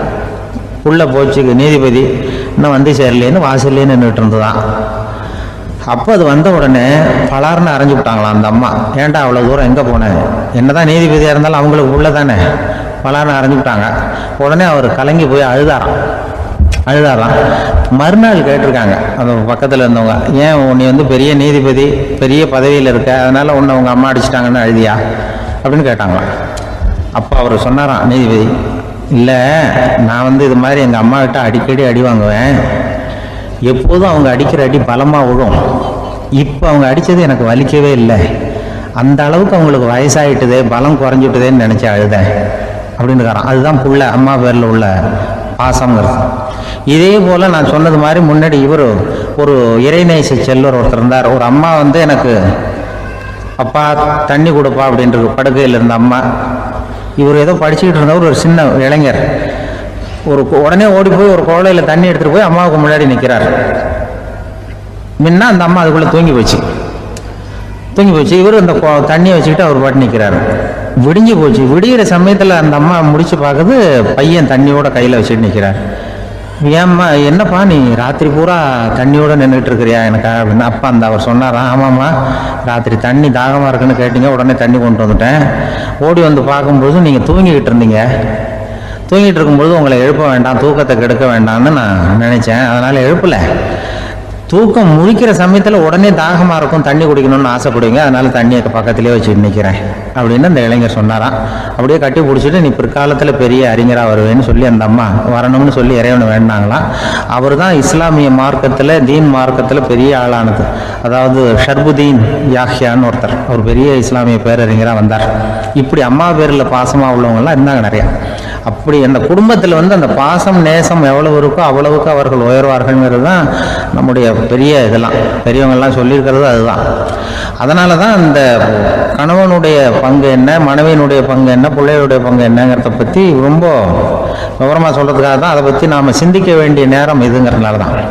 கணவனுக்கு இது வந்துடக்கூடாது, அதாவது கோபம் வரக்கூடாது, நிதானம் வேணும் அப்படின்லாம் சொல்லுவாங்க. நிதானம், கணவன் கோபப்படக்கூடாதுமா. அதுக்கு நாங்கள் மனுஷனுக்கு சினம் தவிர்த்தல்னு பயிற்சியெல்லாம் கொடுக்குறாங்க. இப்போது மனுஷன் கோபப்படாமல் இருக்கணும், போகணும் வரணும், அதுக்கு சொல்லுவோம் நாங்கள் சும்மா கதை ரூபமாக சொல்கிறது. அங்கே வேதாத்திரி மகரிஷின்னு இருக்கார், அவர் இதில் சினம் தவிர்த்தல்னு பயிற்சியை கொடுப்பாங்க. குடும்ப தலைவர்கள் பெரியவங்கள்லாம் அந்த பயிற்சியை எடுத்துக்கணும். என்ன கூப்பிட்டாங்க ஒரு தரம், சினம் தவிர்த்தல்னு ஒரு பயிற்சி கொடுக்குறோம், அதில் நீ பேசுன்னாங்க. நான் சொன்னேன், நான் பயிற்சிக்கு வேணா வரேன், என்னை பேச வேண்டாம் சார் நான் வந்து பயிற்சி கற்றுக்கிறேன்னு. இல்லை நீ அதெல்லாம் பயிற்சி நாங்கள் கொடுக்குறோம், நீ உனக்கு என்ன தெரியுமோ சொல்லு, மனுஷன் கோவப்படாமல் இருக்கணும், அதுக்கு ஏதாவது வழி சொல்லிட்டு போ அப்படின்னு கூப்பிட்டாங்க. சரின்ட்டு போனேன். போய் அங்கே போய் நான் சொன்னேன், இது மாதிரி எனக்கு தெரிஞ்சது ஒரு கதை மாதிரி சொன்னேன். மீனம்பாக்கம் ஏர்போர்ட், அங்கே ஜப்பானுக்கு போக வேண்டிய ஒரு பிரயாணி லக்கேஜோடு நிற்கிறார் நிறையா. இதை வாங்கி பிளேனில் ஏற்றக்கூடிய ஒரு தொழிலாளி அவர்கிட்ட ஒரு சண்டை போடுறார், அடிக்க போகிறார், திட்டுறாரு, கண்ணாமலான்னு திட்டுறார். அவர் இதை ஒருத்தர் பார்த்துக்கிட்டே இருக்கார். அந்த சினம் தவிர்த்தல் பயிற்சி கொடுக்குற பேராசிரியர் ஒருத்தர் பார்த்துக்கிட்டே இருக்கார். இது எப்படி இவன் இந்த ஆள் அவ்வளவு கோபமாக அடிக்க போகிறான், திட்டுறான் அந்த பெரிய மனுஷன், ஒரு பதிலுக்கு அவர் திட்டவே இல்லையே. கோபம் அந்த தொழிலாளி சிரிச்சுக்கிட்டே சரி சார் அப்படின்னுட்டே இருக்கான். இவர் லக்கேஜை வாங்கி பிளேனில் ஏற்றுற தொழிலாளி இப்போ கண்ணாவனா அடிக்க போகிறான், திட்டுறான், முகம் செவந்து போச்சு. இவருக்கு என்ன ஆச்சரியம்னா இந்த ஆள் இவ்வளவு கோவப்படுறான். அதை வாங்கி அந்த தொழிலாளி கொஞ்சம் கூட முகத்தில் கோபமே படலையே, சிரிச்ச முகத்தோடு இருக்கானே, இவன் வந்து நமக்கு பயிற்சி வகுப்பு எடுக்கலாம் போல இருக்க அப்படின்னு இவர் நினச்சிட்டார். ரொம்ப நேரம் அவர் கத்திக்கிட்டு இருந்தார். சரி சார்ன்ட்டு அதை வாங்கிட்டு அவர் போயிட்டார்.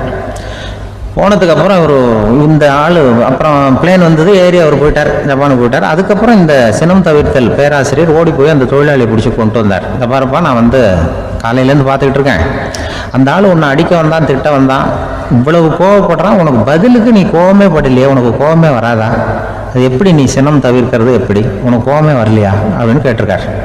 அப்போ அந்த தொழிலாளி சொன்னாராம், அப்படி இல்லை சார், மனுஷன்னு பிறந்தா கோவம் படாமல் இருக்க முடியாது, எல்லாருக்கும் கோவம் வரும், அது அவங்கவுங்க வழியில் டீல் பண்ணுவாங்க, நான் அதை என் வழியில் டீல் பண்ணேன், அவ்வளோதான்.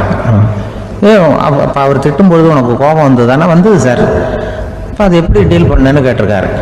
அப்போ இவன் சொன்னான், ஒன்றும் இல்லை சார், அந்த பிரயாணி வந்து இப்போ ஜப்பானுக்கு போயிட்டு இருக்கார், அவர் லக்கேஜெலாம் அமெரிக்கா போயிட்டு இருக்கு.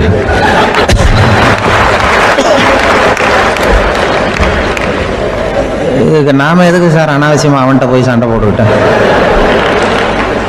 மாற்றி ஏற்றி விட்டா அவன் போய் பார்த்துக்கிறான் எங்கேயாவது.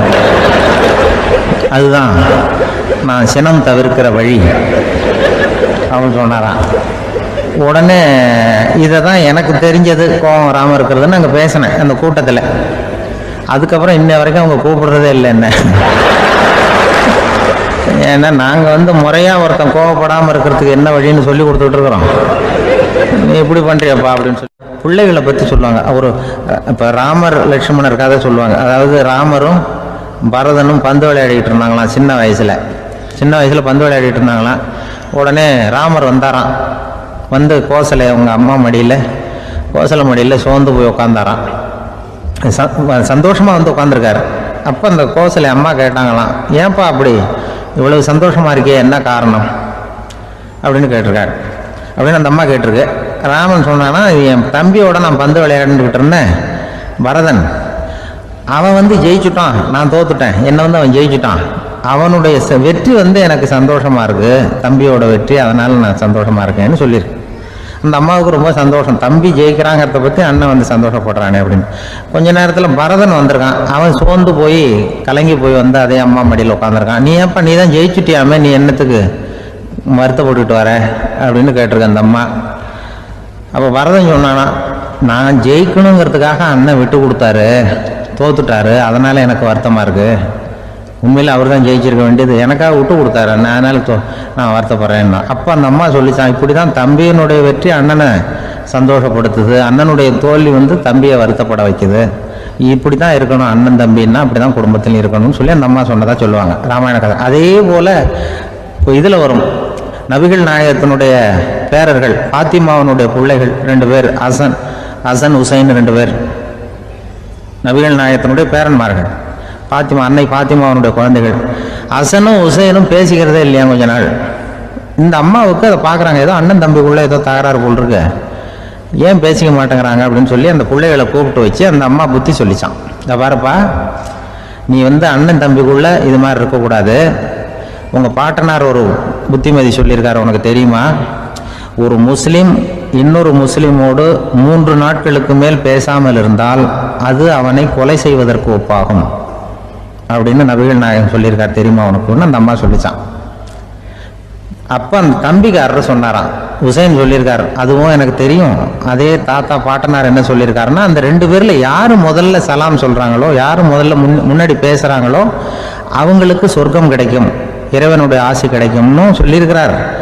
அந்த ஆசி அண்ணனுக்கு கிடைக்கட்டுமேங்கிறதுக்காக நான் பேசாமல் இருக்கிறேன் அப்படின்னா. அந்த ராமனும் பரதனும் எப்படி இருந்தாங்களோ அப்படி தான் ஹசனும் ஹுசைனும் இருந்திருக்கிறார்கள். அந்த பாசம்தான் குடும்பத்தில் வேணும். இப்போ எப்படின்னா, ஒரு 600 வருஷத்துக்கு முன்னாடி மனுஷனுக்கு இருந்த நெருக்கடி இருக்கு பாருங்க. ஒரு 600 வருஷத்துக்கு முன்னாடி மனுஷனுக்கு எவ்வளவு நெருக்கடி இருந்ததோ அது போல் 40 பங்கு இப்போ அதிகமாயிட்டு தான் கண்டுபிடிச்சி சொல்லியிருக்கிறாங்க. அவ்வளவு நெருக்கடிக்கு மத்தியில் நாம் வாழ்ந்துக்கிட்டு இருக்கிறோம். ஒரு 600 வருஷத்துக்கு முன்னாடி என் தலையில் 1 கிலோ வச்சுக்கிட்டு நின்னேன்னு வைங்க, இப்போ 40 கிலோ வச்சுக்கிட்டு நிற்கிறேன். அப்படி ஒவ்வொரு மனுஷனுக்கும் வாழ்க்கையில் நெருக்கடி அதிகமாக போச்சு. இப்போ இந்த நெருக்கடியில் முன்னாடிலாம் யாரோ ஒருத்தர் தான் தியானம் பண்ணுவாங்க. தியானம்னா ஒருத்தர் 2 பேர் காட்டுக்கு போய் தியானம் பண்ணிட்டு இருப்பாங்க 600 வருஷத்துக்கு முன்னாடி. இப்போ வீட்டுக்கு வீடு தியானம் நடக்குது. ஏன்னா அந்த அளவுக்கு வாழ்க்கையில் ஒரு நிம்மதி வேணும் அப்படின்னு சொல்லி பண்ணிட்டாங்க. அதுக்கு தான் இயற்கை கொடுத்துருக்கிற ஒரு இயற்கையான வைத்தியம் தான் சிரிப்புங்கிறது. இதை பற்றி பெரியவங்கள்லாம் இப்போ ஆராய்ச்சி பண்ணிகிட்டு இருக்கிறாங்க. சிரிப்புங்கிறது நாம் பிறந்து ஒரு 6 மாதத்துல தான் முதல் தடவையாக விவரமாக சிரிக்க ஆரம்பிக்கிறோமா. நம்ம பிறந்து 6 மாதத்துக்கு, அதாவது முதல் தடவை சிரிக்க ஆரம்பிக்கிறது ஒரு 6வது வாரம், 1.5 மாதத்துல தான் குழந்தை வந்து விவரமாக சிரிக்க ஆரம்பிக்குது. அப்புறம் அப்படியே சிரிக்க ஆரம்பிக்கிறோமா. அதெல்லாம் இப்போ கணக்கு எடுத்துருக்குறாங்க. ஒரு குழந்தை ஒரு நாளைக்கு 200 தடவை சிரிக்குதான் ஒரு குழந்தை. பெரியவங்கள்லாம் 15 தடவை சிரிக்கிறாங்களாம். 200 தடவை சிரிச்சுக்கிட்டு இருந்த நாம அப்படியே குறைஞ்சி 15 ஆகிட்டு. அதனால தான் இருதய நோயெல்லாம் வருது, ஹார்ட் அட்டாக்லாம் வருதுன்னு கண்டுபிடிச்சிருக்கிறாங்க. 200 சிரிப்புக்கு வந்து அது வந்து இயல்புத்தன்மை, மனுஷனுடைய இயல்புத்தன்மை சிரிக்கிறது. அதுக்கு ஜோக்கே தேவைப்படாது. ஆனால் இப்போ காலங்காலமாக நாம் என்ன போதிக்கப்பட்டு வந்திருக்கிறோம்னா, சிரிப்புங்கிறது ஒரு பாவமான செயல். ஒரு முதலாளிக்கு முன்னாடி தொழிலாளி சிரித்தா மரியாதை குறைச்சல், ஒரு கணவனுக்கு முன்னாடி மனைவி சிரித்தா மரியாதை குறைச்சல், அது மாதிரி ஒரு வாத்தியாருக்கு முன்னாடி பையன் சிரித்தா மரியாதை குறைச்சல், ஒரு ஆஃபீஸருக்கு முன்னாடி பியூனு சிரித்தா மரியாதை குறைச்சல், இப்படின்னு சொல்லி சிரிப்புங்கிறது ஏதோ மரியாதை குறைவான செயல்னு காலங்காலமாக நாம் போதிக்கப்பட்டு வந்திருக்கிறோம். இப்போ மரபு ரீதியாகவே அந்த சிரிப்பு வந்து நம்மகிட்ட சிறைப்பட்டு தான், அடங்கி போச்சு. அந்த சிறைப்பட்டு இருக்கிற சிரிப்பை வெளியில் கொண்டு வர்றதுக்கு தான் ஜோக்குன்னு ஒரு சாவியை போட வேண்டியிருக்கு. வேற இந்த ஜோக்குக்கும் சிரிப்புக்கும் சம்மந்தம் இல்லை. அதை ஏற்கனவே இருக்கிறத வெளில கொண்டு வரதுக்கு ஒரு சாவி மாதிரி உபயோகப்படுதுன்னு இப்போ அதை பற்றி ஆராய்ச்சி பண்ணுறவங்களாம் சொல்கிறாங்க. ஏன்னா சிரிப்புக்கு ஜோக்கு தேவைப்படாது. இப்போ ஒரு குழந்தை தொட்டிலில் படுத்துருக்குன்னு வைங்களேன், குழந்தை தொட்டிலில் இருக்குது, அது முகத்துக்கிட்ட போய் ஒரு கிளுகிழுப்பை ஆட்டுங்க சிரிக்கும். அந்த கிளுகிழுப்பை சத்தமே சிரிக்க வைக்கிறதுல அதுதான் மனுஷனுடைய இயல்புத்தன்மை. அது என்ன ஜோக்காது? சத்தம். ஒரு கிளுகிழுப்பை கொண்டு போய் குழந்தை முகத்துக்கிட்ட ஆட்டினா சிரிக்குதே, அதுதான் இயல்புத்தன்மை. அதே கிளுகிழுப்பை ஒரு தாத்தா மூஞ்சிக்கிட்ட ஆட்டுங்க, கோவம் வந்துடும், அடிக்க வருவார். என்னடா விளையாட்டு இது அப்படிம்பாரு. ஏன்னா அவர் சிரிச்சுக்கிட்டு இருந்தவர், அப்படி இருந்தவர் ஒரு காலத்தில். ஒரு கிளுகிழுப்பைக்கு சிரித்தவர் ஒரு காலத்தில் இப்போ கோவப்படுறாருன்னா அந்த அளவுக்கு நம்ம மாறி போயிட்டே வந்துகிட்டு இருக்கிறோம். அதனால் வந்து அந்த இயல்புத்தன்மை மாறாமல் இருக்கணுங்கிறது ரொம்ப முக்கியம். அதுக்காக எல்லாரையும் குழந்தையாக்க முடியாது. மனுஷன் வந்து எல்லோரும் இனிமேல் வந்து வயசுங்கிறது கூட ஆகிட்டே தான் இருக்கும்.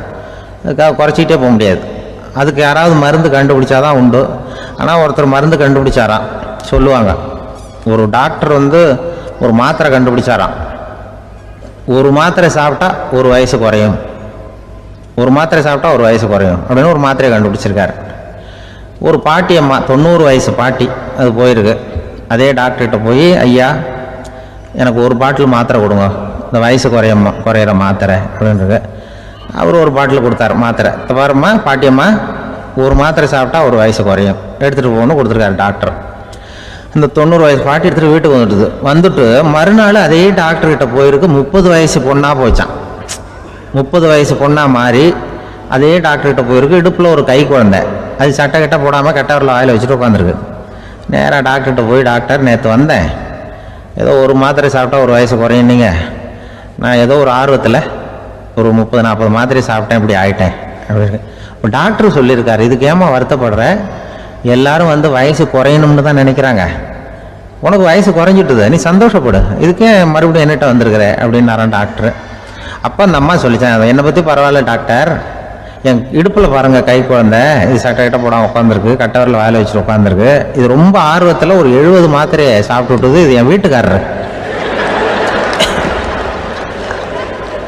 இவர் வந்து இடுப்பு விட்டு கீழே இறங்க மாட்டேங்கிறாரு. நான் எதையாவது கொடுத்து இனிமேதான் வயசை கூட்டி இறக்கி விடுவேன் டாக்டர் அப்படின்னு தான். அவர் வந்து ஏதோ நமக்கு இதுக்கும் சம்மந்தம் இல்லைங்கிறது மாதிரி கட்டாரில் வச்சுட்டு அவர் பாட்டு உட்காந்துருக்கார். ஏதோ நமக்கு இந்த உலகமே இல்லை, நமக்கு சம்மந்தம் இல்லைங்கிற மாதிரி உட்காந்துருக்காரு. இப்படியே நான் தூக்கிட்டு எங்கே அலையிறது இது அப்படின்னு தான். அதனால் வயசை குறைக்கிறது இயற்கைக்கு விரோதமாக நாம் பண்ண முடியாது. ஆனால் இந்த இயல்பு தன்மை மாறாமல் வச்சுக்கலாம். குழந்தை மாதிரி மாற முடியாதே தவிர அந்த குழந்தை தன்மையோடு வாழறதுக்கு கற்றுக்கணும். அதுதான் வாழ்க்கையில் இன்பமாக வாழறதுக்கு வழி. குழந்தைத்தனமாக இருக்கக்கூடாது, குழந்தை தன்மையோடு இருக்கணும்னு சொல்லுவாங்க. குழந்தை தன்மைங்கிறது வேற, குழந்தைத்தனம்ங்கிறது வேற. அப்படி ஒரு மாத்திரை கண்டுபிடிச்சிட்டா இப்போ யாராவது ஒருத்தவங்க இடுப்பில் குழந்தைய தூக்கிட்டு போனால் போய் கேட்கணும், ஏம்மா இது ஏன் வீட்டுக்காரரா உன் குழந்தையா அப்படின்னு கேட்டு அதுக்கப்புறம் அவருக்கு வணக்கம் சொல்லணும். இப்படிலாம் ஆகிடும் நிலைமை. இயற்கையை நம்ம மாற்ற முடியாது, அதுக்கு தகுந்தாப்புல தான் நாம் பண்ணணும். குழந்தை தன்மையோடு வாழறதுக்கு குடும்பத்தில் குழந்தை தன்மைங்கிறது எப்படின்னா, இப்போ சில பேருக்கு அந்த குழந்தைத்தன்மை உண்டு. ஒரு வீட்டில் ஒரு புள்ள படுத்திருக்கு, அம்மா எழுப்புறாங்க, காலேஜுக்கு நேரமாச்சு எழுந்திருப்பா, காலேஜுக்கு நேரமாச்சு எழுந்திருப்பா அப்படின்னு. அந்த அம்மா அந்த புள்ள சொல்லியிருக்கு, ஐயோ எனக்கு காலேஜுக்கு போகிறதுக்கே பிடிக்கலம்மா, என்னை தொந்தரவு பண்ணாத, காலேஜுக்கு போகிறதுக்கு எனக்கு பிடிக்கல அப்படின்னு தான். அப்போ அந்த அம்மா சொல்லியிருக்கு, ஏன் உனக்கு காலேஜுக்கு போகிறதுக்கு பிடிக்கல, கல்லூரிக்கு போகிறதுக்கு, அதுக்கு 2 காரணம் சொல்லு அப்படின்னு இருக்கா. அப்போ அந்த புள்ள சொல்லிச்சான், ஏன் பிடிக்கலன்னா கல்லூரியில் இருக்கிற வாத்தியாருக்கும் என்ன பிடிக்க மாட்டேங்குது, ஆசிரியர்களுக்கும். 2வது காரணம், கல்லூரியில் படிக்கிற மாணவர்களுக்கும் என்ன பிடிக்கல, அதனால் நான் காலேஜுக்கு போக மாட்டேன்ற குழந்தை புள்ள சொல்லியிருக்கு. அம்மா அப்படிலாம் நீ இதுக்காக போகாமல் இருக்கக்கூடாது, நீ போய் தான் ஆகணும் அப்படின்னு புடிவாதமாக அந்த அம்மா பிள்ளைய எழுப்பினாங்களாம். சரி நான் எதுக்கு காலேஜ் போகணும்னு சொல்கிறேன், அதுக்கு நீ 2 காரணம் சொல்லு அப்படின்னு தான் அந்த புள்ள. அப்போ அந்த அம்மா சொன்னாங்களாம், நீ ஏன் காலேஜுக்கு போகணும்னா முதல் காரணம் உனக்கு வயசு 52, 2வது காரணம் நீ தான் பிரின்சிபால் அப்படின்னு தான். என்ன இருந்தாலும் அவங்க அம்மாவுக்கு அது புள்ள தானே, அதுதான் குழந்தை தன்மைங்கிறது. 52 வயசுலேயும் குழந்தை தன்மையோடு இருக்கார் பாருங்க, அதுதான் அந்த குழந்தை தன்மையோடு வாழறது தான் வெற்றிக்கு வழின்னு சொல்லுவாங்க. ஒரு அம்மா சொல்லுது, அதாவது கணவன் மனைவியாக இருந்துட்டு அப்புறம் விவாகரத்து வாங்கிட்டு அதுக்கப்புறம் அந்த அம்மா பேசுகிறத நேற்று தொலைக்காட்சியில் போட்டாங்க. அது என்ன சொல்லுதுன்னா, நாங்கள் கணவனும் மனைவியாக இருக்கிறப்போ எங்களுக்குள்ளே சண்டை வந்துக்கிட்டு இருந்தது, இப்போ விவாகரத்து வாங்கிட்டு இப்போ நண்பர்களாக இருக்கிறோம், இப்போ சண்டையே வர்றதில்லை எங்களுக்குள்ள. அப்படி பாருங்க, கணவன் மனைவியாக இருந்தப்போ சண்டை வந்து தான், விவாகரத்து வாங்கினது மறுபடியும் நாங்கள் நல்லபடியாக தான் இருக்கிறோம், ஒன்றும் எங்களுக்கு சண்டை வரல. அப்படி இருக்குது இப்போ காலம் போய்கிட்டு இருக்கு. நேற்று அப்படி ஒரு இது என் கூட வேலை பார்க்குறப்போ ஒரு அம்மா இருந்தாங்க. அவங்க எப்போதும் அவங்க வீட்டுக்காரர் படத்தையே வச்சுருப்பாங்க, கையில் பத்திரமா வச்சுருப்பாங்க. அவ்வளவு மரியாதை மதிப்புன்னு சொல்லி நாங்கள்லாம் அவங்கள பெருசாக நினைப்போம். இது எதுக்குமா அவங்க வீட்டுக்காரர் படத்தை பத்திரமா இல்லை கையிலே வச்சுருக்கீங்களே, ஆஃபீஸுக்கெல்லாம் எடுத்துகிட்டு வச்சு அடிக்கடி எடுத்து பார்த்துக்குவாங்க. அவ்வளவு பிரியமாக அவங்க வீட்டுக்காரர் இல்லை. ஆமாம், எனக்கு ஏதாவது பிரச்சனை வந்துட்டுதுன்னா உடனே எங்கள் வீட்டுக்காரர் படத்தை எடுத்து பார்ப்பேன். பரவாயில்லையே இப்படி ஒரு இதாக, ஆமாம் இதை பார்த்துட்டு நினச்சிக்குவேன், இதை விட பிரச்சனை வேறு என்ன இருந்துட போகுது உலகத்தில் அப்படின்னு நினச்சிக்குவேன். உடனே எனக்கு எல்லாம் போயிடும் அப்படின்ட்டு தான். அப்படி ஒரு அம்மா இருந்தாங்க, இப்போ இருக்காங்க, வேலை பார்த்துக்கிட்டு இருக்காங்க. அப்படிலாம் இங்கே இருக்கிற தாய்மார்கள் பெண்கள் யாராவது அப்படி கூட பண்ணலாம். எப்போதுமே உங்கள் வீட்டுக்காரர் படத்தை கையில் வச்சுக்கோங்க. அது ஒரு யோசனை, குடும்பம் குதூகலமாக இருக்கிறதுக்கு அது ஒரு யோசனை. அதே மாதிரி இவங்களும் அவங்க படத்தை வச்சுக்கலாம், வச்சுக்கிட்டு பிரச்சனை வரும்போது பார்த்துக்கணும், இதை விட நமக்கு என்ன வந்துட போகுது பெருசா அப்படி தான் இருக்கணும். குடும்பம் நல்லபடியாக இருக்கணும்னா அதுக்கு இப்போ சொல்லுவாங்க, கடவுளே ஒரு வீட்டு கணவன் வீட்டு தலைவர் கனவுல வந்தாராம். கடவுள் இது மாதிரி உன்னை விட்டுட்டு உங்கள் குடும்பத்தை உன்னையெல்லாம் விட்டுட்டு போக போகிறேன்னா, அதனால் ஏதாவது வர வேணும்னா கேட்டு போ வாங்கிக்கோ அப்படின்னு கடவுள் சொன்னாராம் அந்த குடும்ப தலைவர்கிட்ட. அவருக்கு என்ன கேட்குறதுன்னு புரியல. கடவுள் விட்டுட்டு போகிறேங்கிறாரு, ஏதாவது வரம் கேட்டுக்கோ அப்படின்னு நம்ம என்ன பண்ணுறது, என்ன கேட்குறதுன்னு ஒன்றும் புரியல. குழம்பிக்கிட்டு இருந்தான் அந்த ஆள் கனவுல. இப்போ கடவுள் சொன்னாரா, சரி நீ ரொம்ப குழப்பமாக இருக்க, நாளைக்கு மறுபடியும் உன் கனவுல வரேன், அதுக்குள்ளே நீ முடிவு பண்ணி வை, உனக்கு என்ன வரம் வேணுமோ கேட்டு வாங்கிக்கோ, உனக்கு வரம் கொடுத்துட்டு நான் போயிடுறேன், உன்னை விட்டுட்டு போகிறதா நான் முடிவு பண்ணிட்டேன் அப்படின்ட்டுருக்காரு கடவுள். சரி ஒரு நாள் அவகாசம் கொடுங்க, நாளைக்கு நான் இதுக்குள்ளே முடிவு பண்ணி வைக்கிறேன்ட்டு அவர் வந்தார். மறுநாள் மூழ்கிக்கிட்டு மனைவி மகன் மக்கள் எல்லாரையும் கூப்பிட்டார், குடும்பத்தில் எல்லாரையும். அப்படி வாங்க, இது மாதிரி நேற்று கனவுல வந்தார் கடவுள், நம்மளை விட்டுட்டு போக போகிறாராம், என்ன வரம் வேணும்னு கேட்டு வாங்கிங்கோ அப்படின்னு போய் சொல்லிட்டார். என்ன கேட்குறதுன்னா அப்படின்னு அந்த கணவன் கேட்குறான். இந்த மனைவி சொல்கிறாங்க, என் உடம்பு பூரா நகையாக இருக்கணும் அப்படின்னு கேளு அப்படின்ட்டுருக்கு. அதுக்குள்ளே அந்த ஒரு பொண்ணு ஓடி அப்படிலாம் கேட்காதப்பா கடவுள்கிட்ட, இப்போ இருக்கிற சொத்து எவ்வளோ இருக்கோ அதுபோல் இன்னொரு பங்கு வேணும்னு கேளு. அப்படின்னு. அந்த பையன் வந்து அவன் வேற சொன்னான், அவன் அது நமக்கு வந்து இது போல் ஒரு 10 பங்காவது வேணும், 2 பங்களா கார் வேணும் அப்படின்னு அவன் ஒரு லிஸ்ட்டை கொடுத்தான். இவர் என்ன கேட்குறதுன்னு முடிவு பண்ணுறதுக்குள்ள அங்கே வேலை செய்கிற அம்மா, ஒரு வயசான அம்மா வந்திருக்கு, வேலை செய்கிற அம்மா. அது வந்து சொல்லிச்சான் இவர்கிட்ட, தப்பாரு கடவுள்கிட்ட அப்படிலாம் கேட்காதப்பா, நாளைக்கு வரும்பொழுது என்ன வர வேணும்னா எங்கள் குடும்பத்தில் எல்லாரும் அன்பாக இருக்கணும், பாசமாக இருக்கணும்னு கேட்டு வாங்கிக்கோ. வரத்தை அன்பு பாசம் குடும்பத்தில் எப்போதும் நிலவணும்னு கேட்டு வாங்கிக்கோ, வேற எல்லாம் நம்ம பார்த்துக்கலான்னு இந்த பெரியம்மா சொல்லிச்சான். மறுநாள் அதே மாதிரி படுத்து தூங்கினார். கடவுள் கனவுல வந்தார். வந்து கேட்கும்பொழுது ஒரு சொன்னாராம், ஐயா எனக்கு வந்து எங்கள் குடும்பத்தில் நாங்கள் கணவன் மனைவி புள்ள குட்டி எல்லாம் பாசமாக இருக்கணும், அன்பாக இருக்கணும், இதுதான் எங்களுக்கு வர வேணும் அப்படின்னு கேட்டாராம். இவர் கேட்டதும் கடவுள் வந்து தலையை சொரிய ஆரம்பிச்சிட்டாராம். ஏன் என்ன யோசிக்கிறீங்கன்னு கேட்டிருக்காரு. நீங்கள் அன்பாக பெரியமாக இருந்தீங்கன்னா அப்புறம் ஏன் நான் உங்களை விட்டுட்டு போக போகிறேன், நான் ஏற்கனவே இல்லைங்கிறதுனால தான் உங்களை விட்டு போகலாம்னு முடிவு பண்ணியிருந்தேன். இப்போ நீங்கள் ஏற்கனவே பாசமாக இருந்தீங்கன்னா நான் இனிமேல் போக மாட்டேன், அதனால் ஏன் முடிவை மாற்றிக்க வேண்டியதுதான், உங்கள் கூட தான் இருக்க போகிறேன்னாராம். இப்படி ஒரு கதை சொல்லுவாங்க. அதனால் ஒரு குடும்பத்தில் அந்தந்த உறவு முறைகள் சரியாக இருக்கிற வரைக்கும் எல்லாம் நல்லாயிருக்கும். அங்கே தான் இறைவன் வாழும் இல்லம்ங்கிறாங்களே, அதுதான் அது. அதில் அந்த குடும்ப தலைவருங்கிறவர் கணவன் அப்படிங்கிறதுனால அவருக்கு தான் பொறுப்பு. அவருக்கு நிறைய சகிப்புத்தன்மை வேணும், கோபம் வரக்கூடாது, யார் என்ன சொன்னாலும் போகணும். சில கணவன்மார்கள் வந்து எது சொன்னாலும் மனைவி வந்து தட்டுறதில்லை. அங்கே போனால் போவாங்க, எதுக்கு போக சொல்கிறேன்னு கேட்குறதில்ல, போகிறது. இங்கே வாண்டா வர்றது. திருவள்ளுவர் மனைவி இருந்தாருன்னு சொல்கிறாங்கல்ல, அது மாதிரி. அது எப்படின்னா ஒருத்தர் சொன்னார், அது அப்படி இல்லை, அதுக்கு ஒரு கதை சொன்னார். ஹிட்லர் வந்து வந்தாராம் ஒரு தடவை, ஒரு பெரிய கப்பல் மேலே, கப்பலுடைய மேல் தளத்தில் ஹிட்லர் வந்துக்கிட்டு இருக்கார். ஒரு இங்கிலீஷ் கேப்டன் எதிரில் நிற்கிறான். அவனுக்கு பெரிய ஆச்சரியம், இந்த ஆள் எப்படி இப்படி ஒரு தனி மனிதனாக இருந்துக்கிட்டு உலகத்தையே இப்படி இந்த பாடுபடுத்துறார் அப்படின்னு சொல்லி, உன்னுடைய வெற்றிக்கு என்ன காரணம்னு கேட்டாராம் அந்த இங்கிலீஷ் கேப்டன்.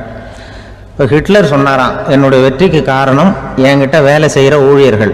நான் கிழிச்ச கோட்டை தாண்ட மாட்டாங்க, நான் என்ன சொல்கிறேனோ அதை உடனே செய்வாங்க, ஏன் எதுக்குன்னு எதிர்த்து பேச மாட்டாங்க, அதுதான் என்னுடைய வெற்றிக்கு காரணம் அப்படின்னு சொல்லி அதை நிரூபித்து காட்டுறேன் பார் அப்படின்னு சொல்லி கையை தட்டினாராம் ஹிட்லர்.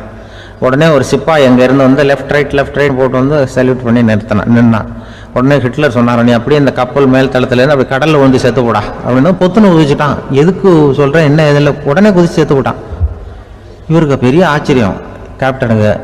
ஹிட்லர் சொன்னார், இதுதான் என்னுடைய வெற்றி காரணம், தப்பார் இன்னொருத்தனை கூப்பிட்றேன் அப்படின்னு தட்டினா இந்த பக்கத்துலேருந்து ஒருத்தன் வந்தான், லெஃப்ட் ரைட் வந்து நின்னா, நீ இப்படி குதிச்சு செத்து போடா அப்படின்னு பொத்துன்னு குதிச்சுட்டான். எதுக்கு போக சொல்கிறீங்கன்னு ஒன்றுமே கேட்கல, குதினா உடனே குதிச்சுட்டான். அப்போ ஹிட்லர் சொன்னார், இதே மாதிரி என்னுடைய ஒவ்வொரு ஊழியர்களும் இருக்கிறாங்க, நானும் ஊழியர்களை இழக்கிறதுக்கு தயாராக இல்லை, தப்பாருக்கு தயாராக இருப்பேன் எப்போதும், தப்பார் இன்னொருத்தர் தட்டுறேன்னு இன்னொருத்தர் வந்தார். எதிர்த்தாவில் இன்னொருத்தன் லெஃப்ட் ரைட் சல்யூட் அடித்தான்.